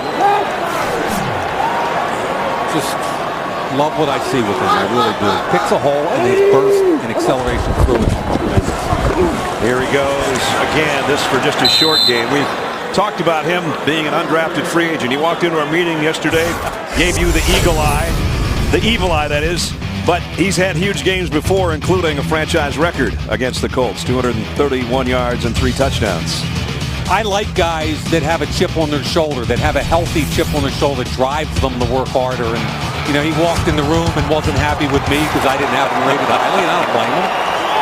But he was told by the NFL when he came out early he'd be a second-round pick. He went undrafted, and I think that still frustrates him and drives him, and that's good. Yates, and he goes down and flags are down. We might have a holding on top of the sack. Mathis and Freeney meet at the quarterback. And again, Mathis is going to beat the right tackle inside. I don't know why they don't help him. I mean, he's quicker than Eric Winston. Offense, number 73. That penalty is line, 3rd down. Now, why can't you chip here and then release? Why let this guy, and they do, they get one tiny little piece, but still, Eric Winston gets beat to the inside. You can see the left arm up around the face mask. That's clearly a holding penalty. And my belief is you have to take care of Freeney and Mathis if you're going to throw the football. Double them, chip them, I don't care, but do it. Mathis a couple of sacks tonight. And now Yates falls down, just getting the handoff, and Foster lost the football. Covered by Kevin Walter downfield. That was almost a turnover in the backfield and then could have been out near midfield. Second snap of the game and they're lost. Last week he fumbled the football. Here it is again. Bethea with the strip. You've got to protect the football. They don't lose possession, but they do lose a chance to try to get a first down, so they'll punt. As you look behind Matt Turk. Foster's a guy that had 305 touches coming into this game. You've got to protect the football. And LaFedge for the fair catch at about the 19-yard line. Still a touchdown at all that separates the Colts and the Texans here in Indy. Steve Mariucci looking out at sideline, looking into the camera. Don't miss a special edition. Mooch will be there on NFL Game Day morning on Saturday. We'll report live from all the big games with playoff implications, including the Giants and the Jets rivalry and the Cowboys showdown with the Eagles. Game Day morning, first and most in-depth pregame show Saturday, 9 Eastern, only on NFL Network. What do you think would happen if you dropped a heavy object from Mooch's hair? I think it just bounced right off. I do too. Yeah. First down, a die on the carry, met in the hole and at the line of scrimmage. And hello, J.J. Watt again, along with Jamison. Boy, they are just physical and tough at the point of attack.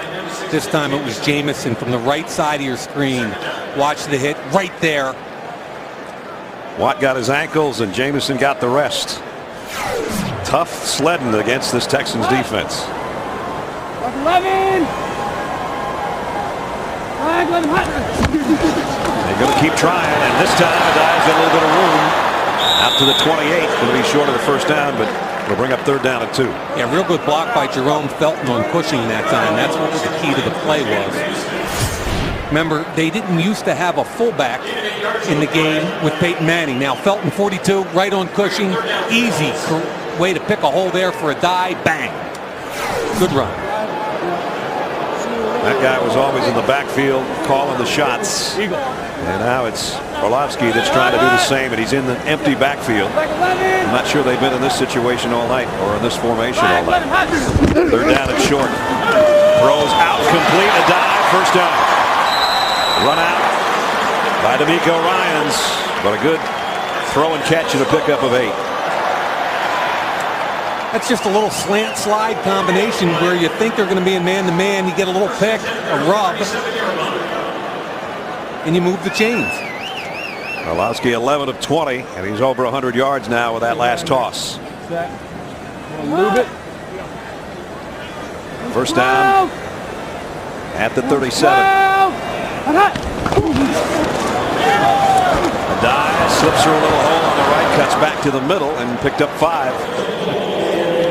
What a good cut at the point. Brody Eldridge was struggling at the point of attack, and the die made a little jump cut when it didn't look like there was any yardage available and picked up 4 or 5. The Diet went over 1,000 yards his first 2 seasons, but hasn't in the last 3. It won't this year either. Just under 500 yards last season. He comes out. Donald Brown comes in. And it's an interesting discussion. A guy in his 6th year, getting older. Brown behind him, a first-round pick also. Quick slant, first down. Good catch. Garcon picked up 7.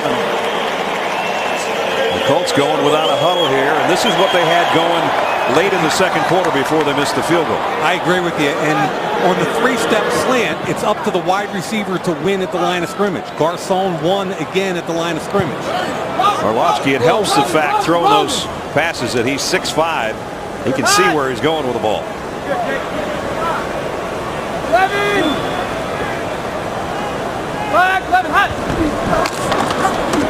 On first down, it's a long ball. Deep for Garcon. Ran out of real estate. Jonathan Joseph was covered. If anything, I thought that was offensive interference by Garcon. Joseph's agreeing with you. Joseph has a case here. Now, he got called for pass interference in the first half. Look at the right hand on grabbing the jersey. And trust me, folks, that's just a little piece of it. There was a lot of stuff going on there. He was pushing and shoving all over the place down the street. I mean, that's offensive interference, and it bothers me that the officials don't want to call it. The wide out, when that ball's in the air, Brad, it's anybody's football. And at that point, go get it. But come on, man, make it easy, make it fair. Second down at the 49. Brown on the carry. Got a yard if he's lucky. And it was D'Amico Ryans. He's always around the football. Timmy Bowman, a 5th-year defensive tackle, did a nice job. And then from behind, D'Amico Ryans, number 59. And point of attack, Bowman does a great job allowing D'Amico Ryans to be untouched. I apologize, folks. My telestrator's been out a lot tonight. I can't draw it for you. But you can see a great hit right there by D'Amico Ryans. And of course, is a 3rd and long. 3rd and 9.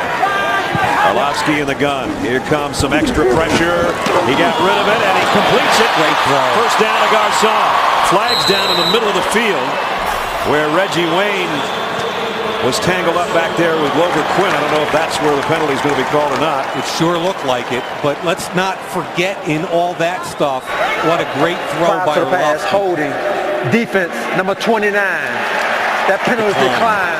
The result of the play. Orlovsky's going to take a hit down and put it on Reggie Wayne. And this is where you get respect from your teammates. From the end zone. Here comes the pressure. The ball's thrown. Puts it right on him. Good job, Orlovsky. Connor Barwin with pressure again. And a first down at the Texans 36. Back to the ground to Brown. They keep banging it in there in the middle. They don't get much against Cushing and Ryans and that front group. But you've got to be patient. And Brad, I like what you said about this no huddle and what they were doing at the end of the first half. And you're letting Pierre Garcon and Reggie Wayne get involved in this game. And let's face it, they're probably, in this configuration, your best 2 offensive players, so you need to get them involved.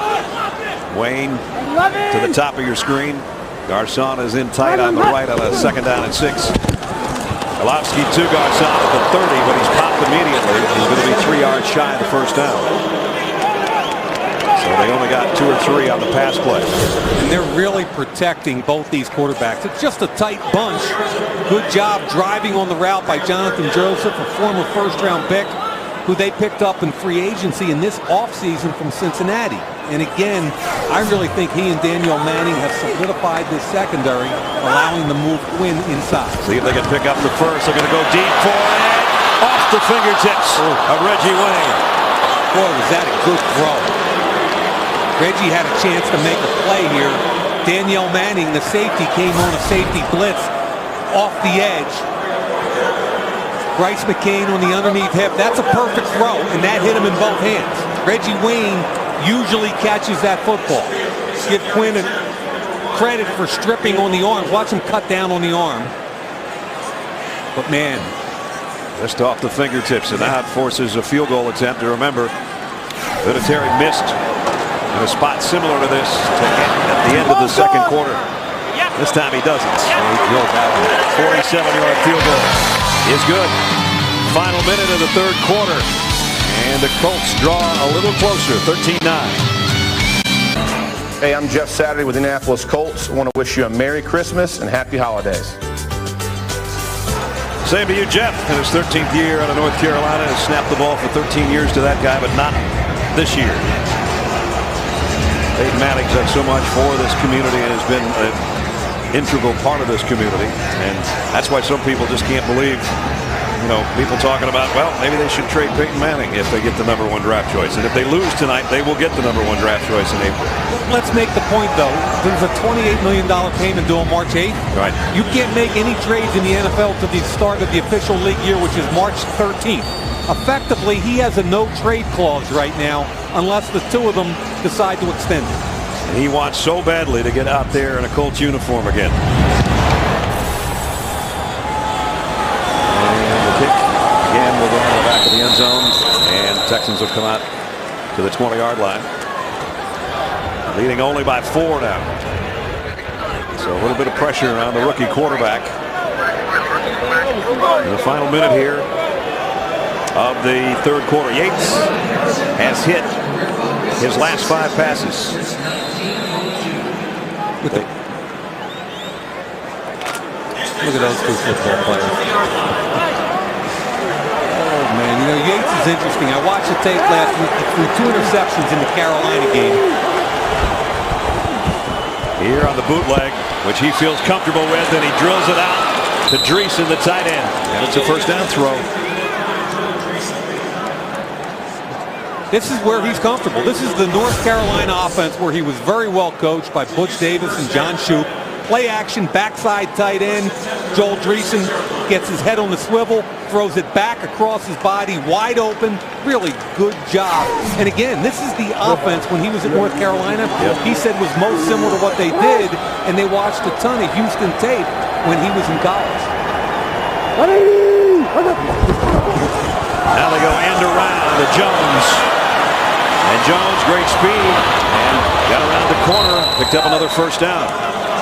No 15-yard pickup. Yeah, no backside contain. As soon as the flow went front side, linebacker loses contain, it's all over. Colts trying to win their second game. Texans trying to keep their hopes alive for a first-round bye. We've got 15 minutes to figure it out. Tomorrow on NFL Total Access, don't miss the special open locker room segment with the Eagles' Michael Vick and the Panthers' Steve Smith. Catch Total Access tomorrow at 7 Eastern here on NFL Network. Start of the fourth quarter. From Indianapolis, Brad Nessler, Mike Mayock, Alex Flanagan with you in a tight matchup in the AFC South.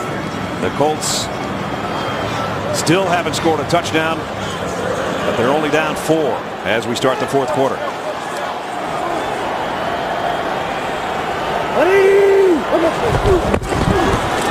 First down is Foster, and he's brought down for a loss.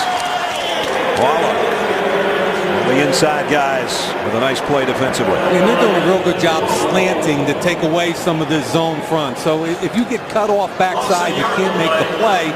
So they're taking advantage of their undersized but quick defensive tackles, allowing them to slant and beat that backside cutoff. And a loss on the play will bring up second down and 11. Only the second time tonight Arian Foster's been stopped for a loss. Dreesen, the tight end, in motion. And Yates wanted to throw quick. He's not going to throw it all. Another sack. Mall of back-to-back plays on the inside. They'll bring up third down. Yeah, he wanted Kevin Walter. Watch as he comes away from the center right away. He wants to get rid of the football. He didn't think Walter was looking. So Mawala gets a chance to, that's an opportunity sack. Little tuck rule there. Puts it back into his chest. He was definitely trying to get the football out. He didn't think Kevin Walter had the route though. And here's the situation you want. Yates in third down and long. Colts fans letting him hear about it. 3rd and 12. Fires across the middle. Foster's got it, but he won't get the first down. Got to the 43. And he's still 3 or 4 yards shy of the first. And that's what the Tampa 2 does. You run the Mike linebacker down the field. Everybody plays zone, and you force the check down. Watch what happens when Angerer goes to the field. Everything's done deep. You force the check down, rally up and tackle. Good job by the defense.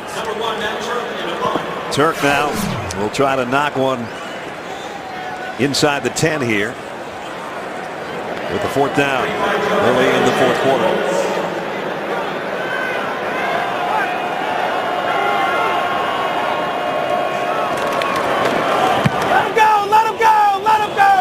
And this one's going to make it to the end zone, I think. It will easily. So the Colts get the ball back. Need a touchdown to take the lead. It would be a very Merry Christmas for them if they could do so. So we've got under 13 minutes to play. There's your leaders. 14 out of 25 for Orlovsky. Adias had to work hard for his 56 yards, and Reggie Wayne 5 for 54.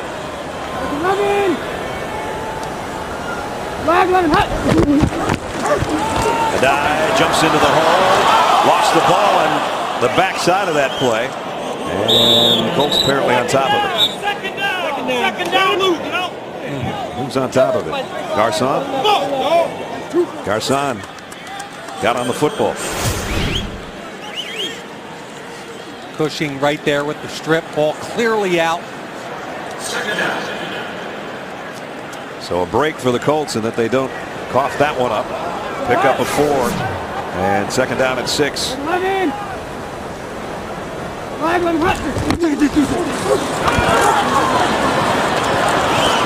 Donald Brown fighting for extra yardage, and he got 3. It's 3rd down coming up.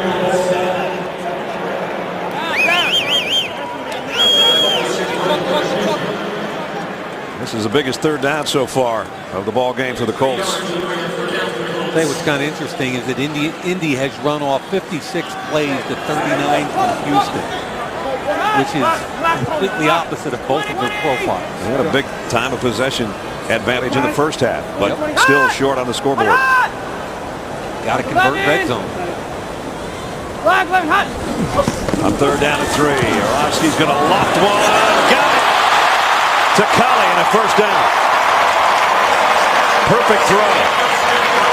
Can't do it much better than that, Mike. No, that was gorgeous, and a good route too by the inside receiver. Is going to take it to the outside and watch him drop it over top of Bryce McCain. You can't walk out and hand it to Collie any better than that.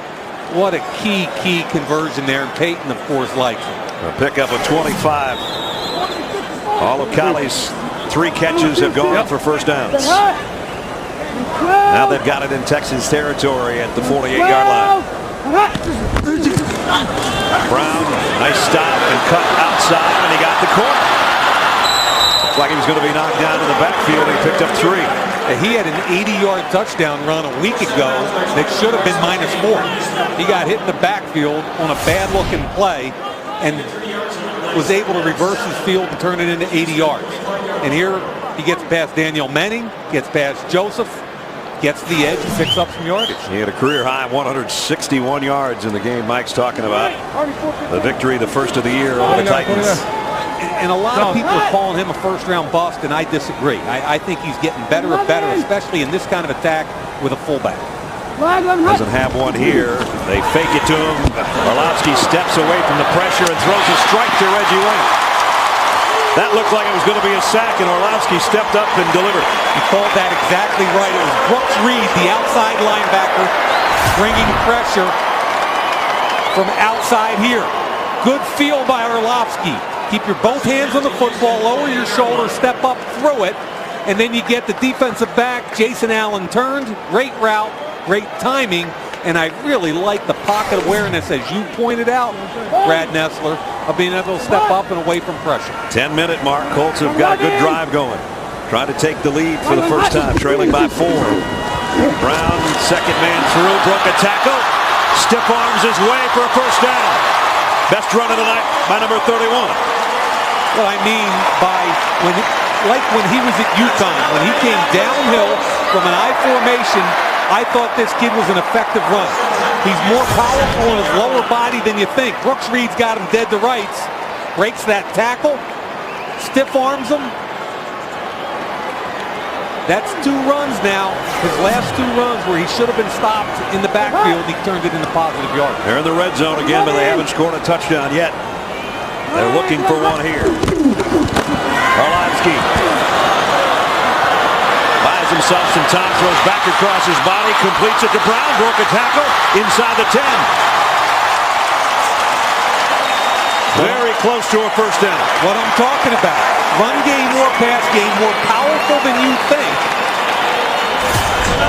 He wanted Garcon on an in-breaking deep route. Play action, he wanted Garcon right there.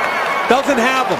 Now he breaks to his right, looks back across his body, and sees Donald Brown, who breaks a tackle, gets to the outside, north and south. That's maximizing a run. First and goal at the 7 for the Colts. Brown. Got a yard. A tough one. Second down to go. We're down to 8:35 remaining in the quarter. And Houston has led throughout, but that's in jeopardy right now. And you let them hang around, Gary Kubiak. You know, the first pass of the game, you strip, sack. 2 plays later, you're up 7-0, and here you are in a dogfight with Indy banging on your door here. At the 6. Second down to go. Donald Brown stays in the backfield. Orlovsky might be changing things up here as Garcon goes out on the right-hand side. Reggie Wayne wide open, wants the football. Brown to the 3. And a flag down.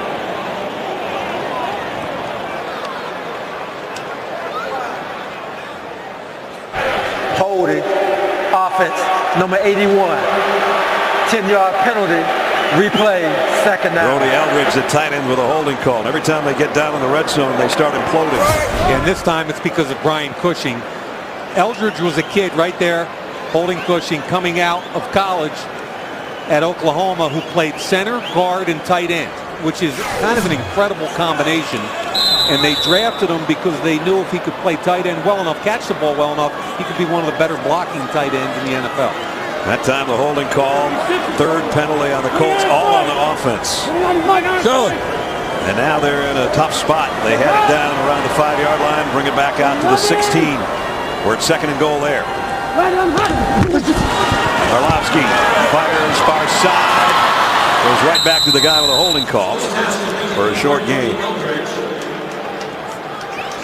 Pickup of about 3, and it brings up 3rd down and goal. Yeah, Lincoln back, the right tackle, did a pretty good job of giving him clear vision. J.J. Watt almost got that big ball up there again. 5.5-minute drive.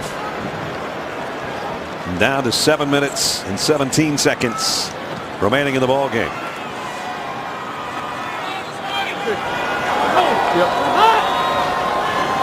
And the Colts find the end zone. 56 is right. Orlovsky, play action, pressure from behind, throws to the corner, and that pressure from behind has caused that throw to sail. Brooks Reed again coming around the corner. Orlovsky thought that he was roughed, I believe. He got up pretty hot there.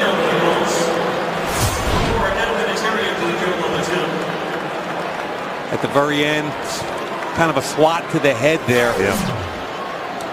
By Connor Barwin. Actually, Barwin that got there was Reed coming around the corner. But Barwin's the one that hit him, and now Vinatieri, who's 3 out of 4, will try a 31-yarder. And the kick is good. But the Colts look like they had a great opportunity to get in the end zone and take the lead. Instead, they're still a point short. Fights.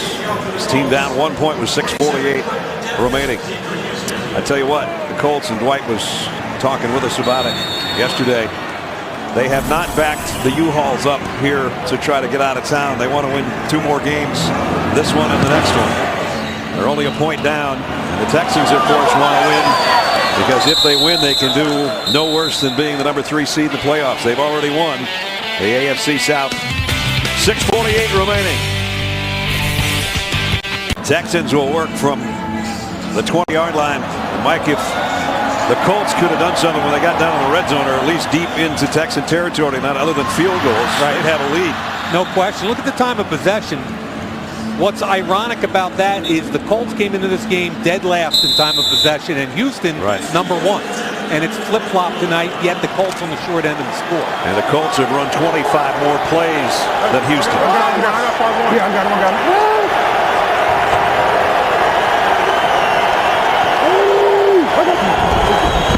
They fake the stretch play. The bootleg's been big tonight for Yates, and it is again. Another toss to Dreesen and another first down. When I charted all the throws he made in the last 3 games, about 75% of them were play action. I mean, this is how they protect them. Run the heck out of the football, fake the stretch play, get your head on a swivel, and find one of those tight ends. Good job throwing it back across his body. Good catch by Joel Dreesen, his 4th one of the evening. I know a lot of people are saying, why can't they stop that play?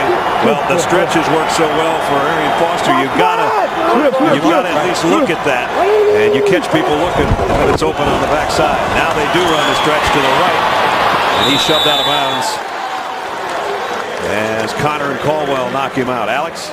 Hey, Ness, well, TJ Yates, the most accurate passer in the history of the University of North Carolina. The Texans, though, Gary Kubiak pretty candid with us yesterday, saying that they weren't expecting to take a quarterback at all this year in the draft. But when they saw that TJ Yates was available in the 5th round, they snatched him up. And guess who gets some of the credit, Mike Mayock? Quarterbacks coach Greg Knapp, as you well know. He's the guy who runs the quarterback drills at the combine, was familiar with Yates. Nope. TJ's hit his last 8 passes right now. Let's see if it's 9. Oh, what a hit. Good throw, and Bethea. Oh, man. And a flag down. Bethea timed this perfectly. Play action, skinny post. He jumped the route. Now, there's no question the receiver in this case is going to be a defenseless player. Walter is defenseless. By that definition, you cannot hit him in his head or neck area. Unnecessary roughness. Defense, number 41. I want to see this. He's defenseless. He's reaching for the football. Automatic. And there's helmet to helmet. And as much as I hate that, Brad, he's going for the football. To me, that's incidental contact. However, by the letter of the law, that's a correct call. And it's a huge penalty against Indianapolis. Puts the Texans first down in Colt territory at the 49.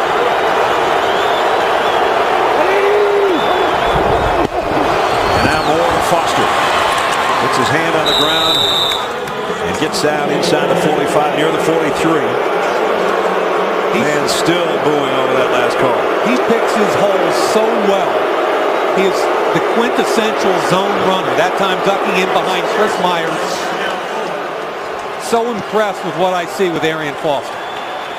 We're down near the 5-minute mark. If the Texans only get a field goal out of this, though, Colts will have a chance. Unless they eat up the next 5 minutes, that'll be hard to do with the Colts having 3 timeouts. Here's the final 5 minutes of the game. Toss sweep to Foster. Blockers in front. Got the corner, got the first down. It stays inbound. Wayne Brown led the way, the tackle out there. And they move the sticks, and the clock will continue to move. Dwayne Brown was a controversial pick when he came out of college. Look at the left tackle, number 76. He was the 8th tackle taken in the first round in the 08 draft. But look at the feet, the ability to get into Pat Angerer, and also Owen Daniels, the tight end. They do such a good job with their 2 tight ends. Daniels and Dreesen, both in the run and the pass game. And like you said, Brad, that's why the play action is so effective. Yep. 4:20 remaining now. Texans using up yardage and clock. This time a loss, though. A nice play by David Caldwell from his safety spot. David Caldwell out of William and Mary. He plays in their base package, but when they go nickel, he comes out and Joe LaFege comes in as a little better range and pass defender. Foster will get a breather. I think that's only the 3rd time tonight he's been stopped for negative yardage. But we're under 4 minutes. I mean, I got Foster right now 20 for 150. Who would think they'd only have 13 points on the board at this point with those kind of numbers? Tate takes his spot in the backfield.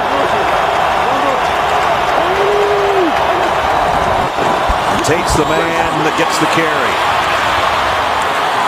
Dragged down by Antonio Johnson.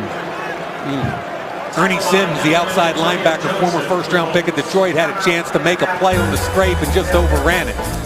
Timeout. Colts take their first with 3:28 to play.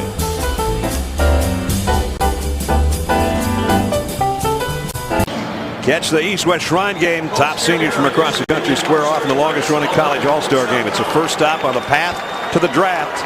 January 21st, 4 o'clock Eastern, only on NFL Network. Biggest third down of the game is at hand. Third down and 5. No sacks, no interceptions, no penalties if you're Houston. And the Texans, no first down conversions on third down.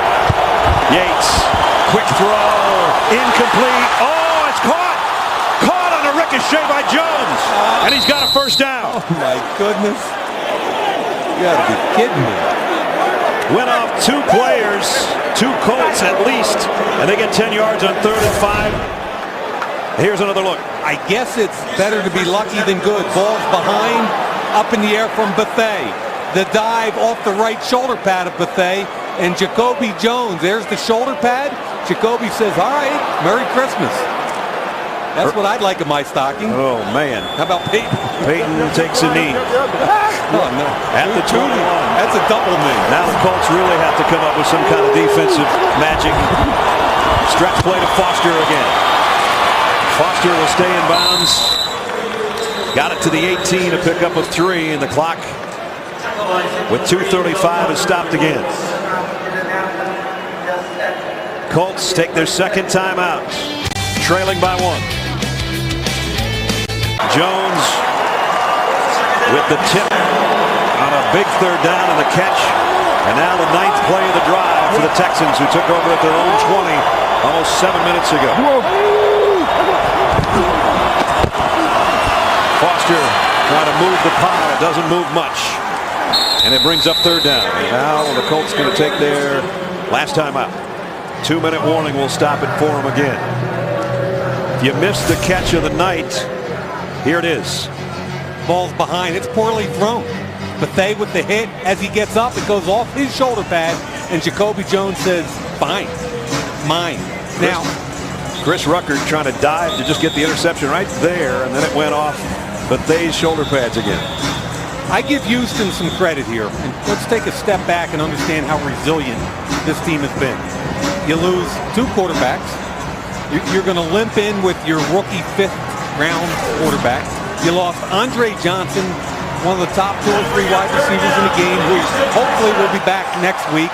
Mario, your best defensive lineman, one of the best in the game, yet you're still winning your division. Great job by Houston. Another huge third down. And the Colts come up with a stop this time. Foster hitting the backfield, trying to weave his way there. He gets 2 more yards, and it brings up 4th down. Yeah, Mathis tried to win with speed there against Owen Daniels and got a piece. Watch Mathis off the edge, right side versus Owen Daniels. Gets a little piece right there. Nice cut, trying to get up the field. But underneath all that, looked like Tyler Brayton made a real good tackle. That takes it down to the 2-minute warning. Texans clinging to a 1-point lead. They've got a 4th down situation coming up when we return to Indianapolis in a minute.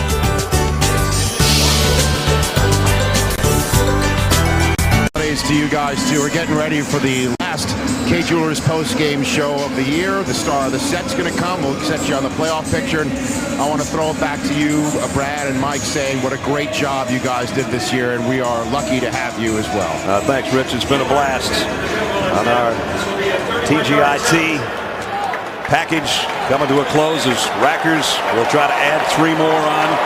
Hasn't had a field goal blocked in 3 years. This is a 31-yard attempt. 2 for 2 tonight. One good thing for this team that's going into the playoffs is they're being tested 3 weeks in a row. Nothing like it. Rackers from 31. Adds to the lead, but the Colts will get the ball back, and what they need is a touchdown, something they've been unable to score so far tonight. And that's what I mean is they lose a game last week to Carolina. It got the game into the fourth quarter with a chance to win. They throw an interception, they lose. The week before that, they beat a really good Cincinnati team on the road, 20-19. The week before that, they beat Atlanta, a playoff team, and we both think they're very good, 17-10. So even though this rookie quarterback, they're protecting him, he's only thrown the football 14 times. He's played in the crucible of fourth quarter pressure, and I think that's important. No doubt. Orlovsky's warming up. He could use a key play. There have been some key plays tonight that have made the difference in the ball game for sure. This a 42-yard field goal late in the second quarter. And Vinatieri with a kind of a rare miss from that distance. And then the play we saw just minutes ago, the ricochet on a third down. Jacoby Jones takes it off the shoulder pads of Bethea with the catch of the night. Even though it was an odd-looking one, it was the biggest one so far. Now it's on the Colts offense. They've got 156. No timeouts to work with. It'd be fun to watch that guy right there, see how he reacts to this situation. Haven't had a kickoff return by either team tonight, so probably won't get one here either. Maybe we will. Maybe we will. LaFetch. We do get one from the 5-yard line. And out to the 22. So Orlovsky comes out. 18 of 30 so far. He needs to move them 78 yards right now for what would be a win. They're probably going to be in what they call 11 personnel. That means one back, one tight end, three wides. Keep in mind that two of those three wides are Pro Bowl type players in Garcon and Wayne, and they're going to have to work the ball down the field to those guys. Austin Collie is the third guy. He's in the slot on the left-hand side. Orlovsky out of the gun. Pressure coming. Got away from one. Guns it out. Complete to Garcon. First down and out of bounds. He does this really well. He feels pressure from the right side, gets two hands on the football, steps up and through the pressure. The right tackle, Linkenbach, he's going to push Brooks Reed past. Two hands on the football, throws it over Glover Quinn. That's about as well done as you can do it at that position. First down at the 33. Orlovsky steps up in the pocket. This time he's hammered as he's trying to throw, and down he goes. J.J. Watt had him down around the ankles. This kid's raised some havoc in that backfield tonight. J.J. Watt, 6'5", 288. First-round pick out of Wisconsin. Boy, his movement skills for a guy that big. He could play defensive end, defensive tackle. They have what's called the 5 technique, which in a 3-4 puts him on the outside. Excuse me, puts him on the offensive tackle. Second down at 10. Orlovsky looks left, wants to go back to the right, and now throws it away. Pressure again. Down to a couple of snaps. Bring up third down. Heavy pressure again. There's the guy you'd want in this situation if you're any team, anywhere. Peyton Manning. And Connor Barwin did a great job getting a piece of Orlovsky and disrupted the timing of the route. Well, it's 2-down territory. They don't need all of it here, but they got to get some of it. Third down at 10. Orlovsky across the middle. It's complete. Is it going to be a first down? Looks like it might be enough to Tammy, the tight end. And they move the sticks. Clock running. See if he spikes it here, if they're going to run a play. They'll run a play. And a quick slant. It's batted down at the line by Watt again. Boy, a great job by Watt. One more time. Talk about a defensive lineman, a rookie first-round pick dominating a game on the right guard team, and that's what I like about him is his presence. Beyond his years, he knows it's 3-step. Even though he's fighting his tail off, he knows where the quarterback is, and he gets his hands up. 1:12 remaining. Colts, no timeouts. Orlovsky pressure from behind again. He got away again, And Brown made a one-handed catch with his left hand and got out of bounds. Picked up 2 or 3 yards out of that. There's a lot of cool stuff here, but the problem is the overriding concern here is they got to start getting the ball down the field. Minute 6, no timeouts. Loved all the individual efforts, but you've got to start getting the football down the field. Again, 2-down territory, 3rd and 7. Need to get inside the 47 of the Texans to move the sticks again. They take their 2 outside linebackers and kick them to defensive end, and they're done. 4-man rush. Orlovsky again got away from the pressure. Long ball to Wayne. He's got it. Reggie Wayne at the 20. Under a minute. 34-yard pickup. And now the spike to stop it with 46 seconds. What a great route Reggie Wayne ran on Kareem Jackson that time.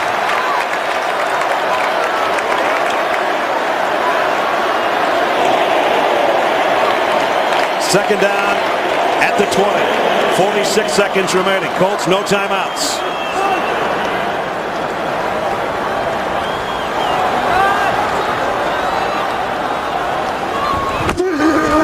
Orlovsky again steps up out of the pressure, and now that's going to use some clock, but a flag flies in at the end. Going to get Watt again. Did he get a face mask? I think he raked across the helmet. He'd probably get the face mask here, which stops the clock and gives them yardage. Now, illegal use of hands. Defense. Indy's got to get ready right now. Get over the football and get ready. To the goal. First down. 40 seconds left. Half the distance to the goal. I'm not sure where they even got that. Watt was nowhere near. Here's Watt. If that's it at the beginning of the play. Right there. He got his hands under the cage. That's right. There it is. Not at the end. 40 seconds. Colts driving, 1st and 10. At the 13-yard line of the Texans. Remember, no one-win team has ever beaten a team with 10 or more wins at this stage of a season in NFL history. Can the Colts do it? Orlovsky pumps one way, comes back to the corner. And Collie was the intended receiver. Another flag. Another flag in the pocket. Personal foul. Roughing up in the pass. Wow. Defense, number 99.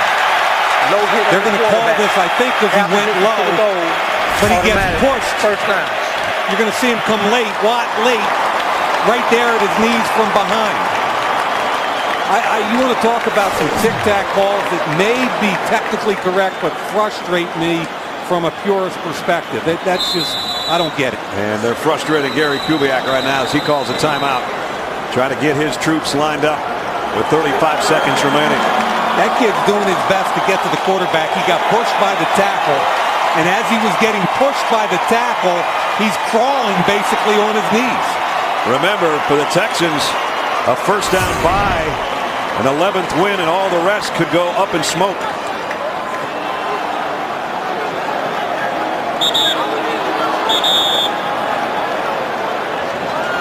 Reggie Wayne on a 34-yard catch that got him down to this position where the Colts could pull out and come from behind win.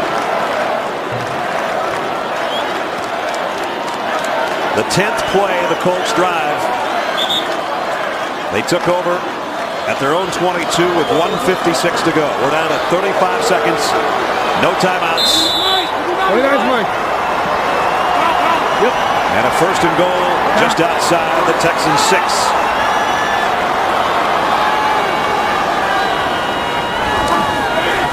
Orlovsky pressured again and goes down again. The pressure has been relentless on Orlovsky. Twist stunt with the inside tackle and Brooks Reed off the edge. Brooks Reed from the right side off the edge, and the 2 tackles are on an X stunt. Brooks Reed's been all over him all night long. We'll talk about a motor. I watched almost all of his tapes last year at Arizona. He's got good but not great get off, but it never ever stops. 56 is Mike. 2nd down and goal.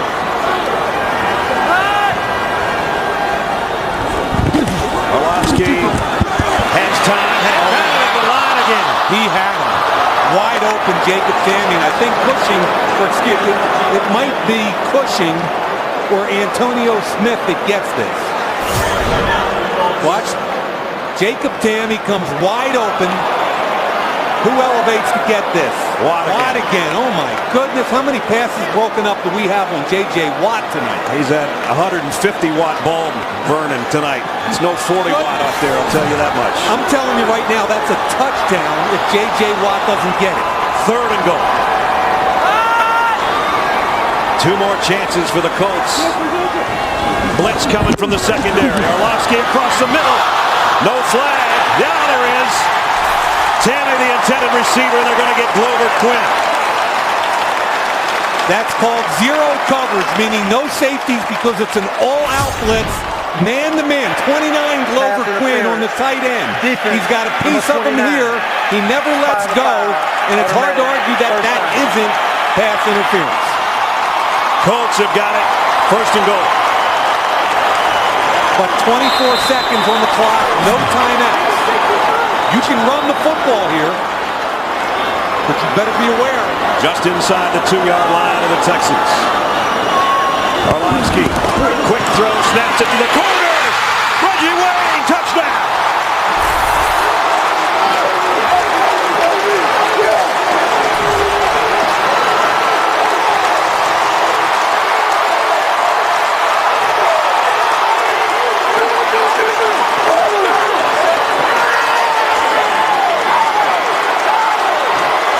It took them 3 hours to find the end zone, but they did with 19 seconds left. Give Dan Orlovsky a ton of credit. He's been under pressure all night. And when Reggie Wayne needed to win a one-on-one, he won it. And Orlovsky put it on him. And Reggie says, you take the ball. That's really cool. And Orlovsky said, you take it back. That is cool. I think they'll each get one when it's over if it stays this way for 19 seconds. Wow.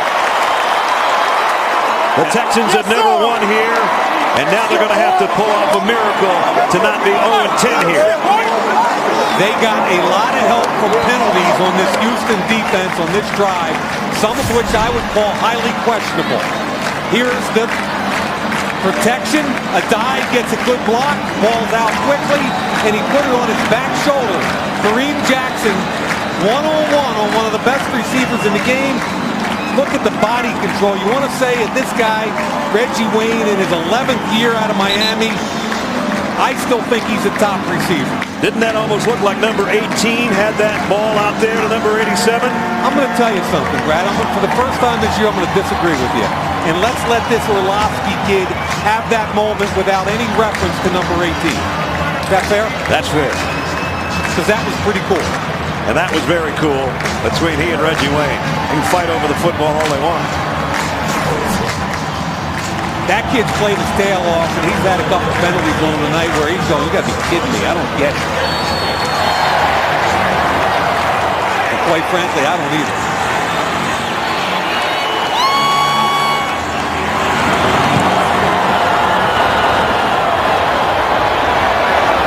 Kick from about 9 yards in.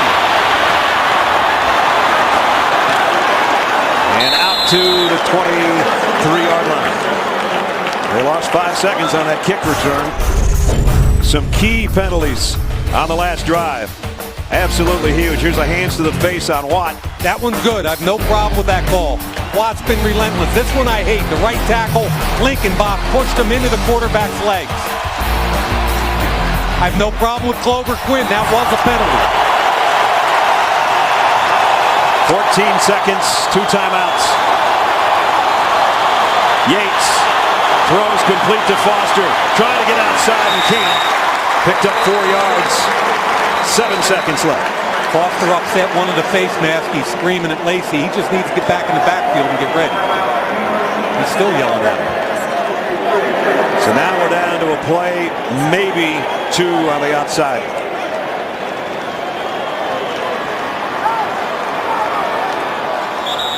And the Texans, last week having lost to Carolina, they saw the chance of solidifying being a #1 seed go by the boards.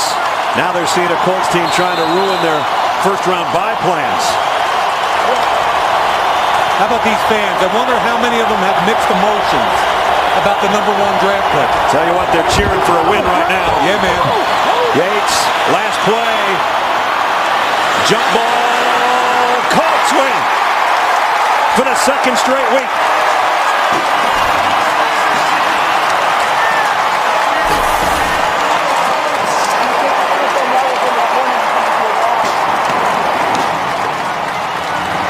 What a comeback win for Dan Orlovsky and the Indianapolis Colts. Gary Kubiak says, I'm proud of you. He was a former Texan and now the starting quarterback for the Colts. And after not having a win until last week in his entire career, he's put them together back-to-back weeks. And how about a classy move by Kubiak? In a crushing defeat, going over and being happy for a former player. I really like that. 19-16 is the final, and quite a final 2 minutes it was. Reggie Wayne with a big catch that got him close and got him a touchdown. That's going to wrap up our Thursday night season from the booth. For Alex on the field, Mike Mayock, Merry Christmas, partner. You too, pal. It's been a lot of fun. Sure has. Same to Alex. 19-16, Colts are 2-13. Texans fall to 10-5. We'll be back in a minute with a K Jewelers post-game show. We'll have highlights, analysis, interviews, and press conferences. Stick around from Indianapolis.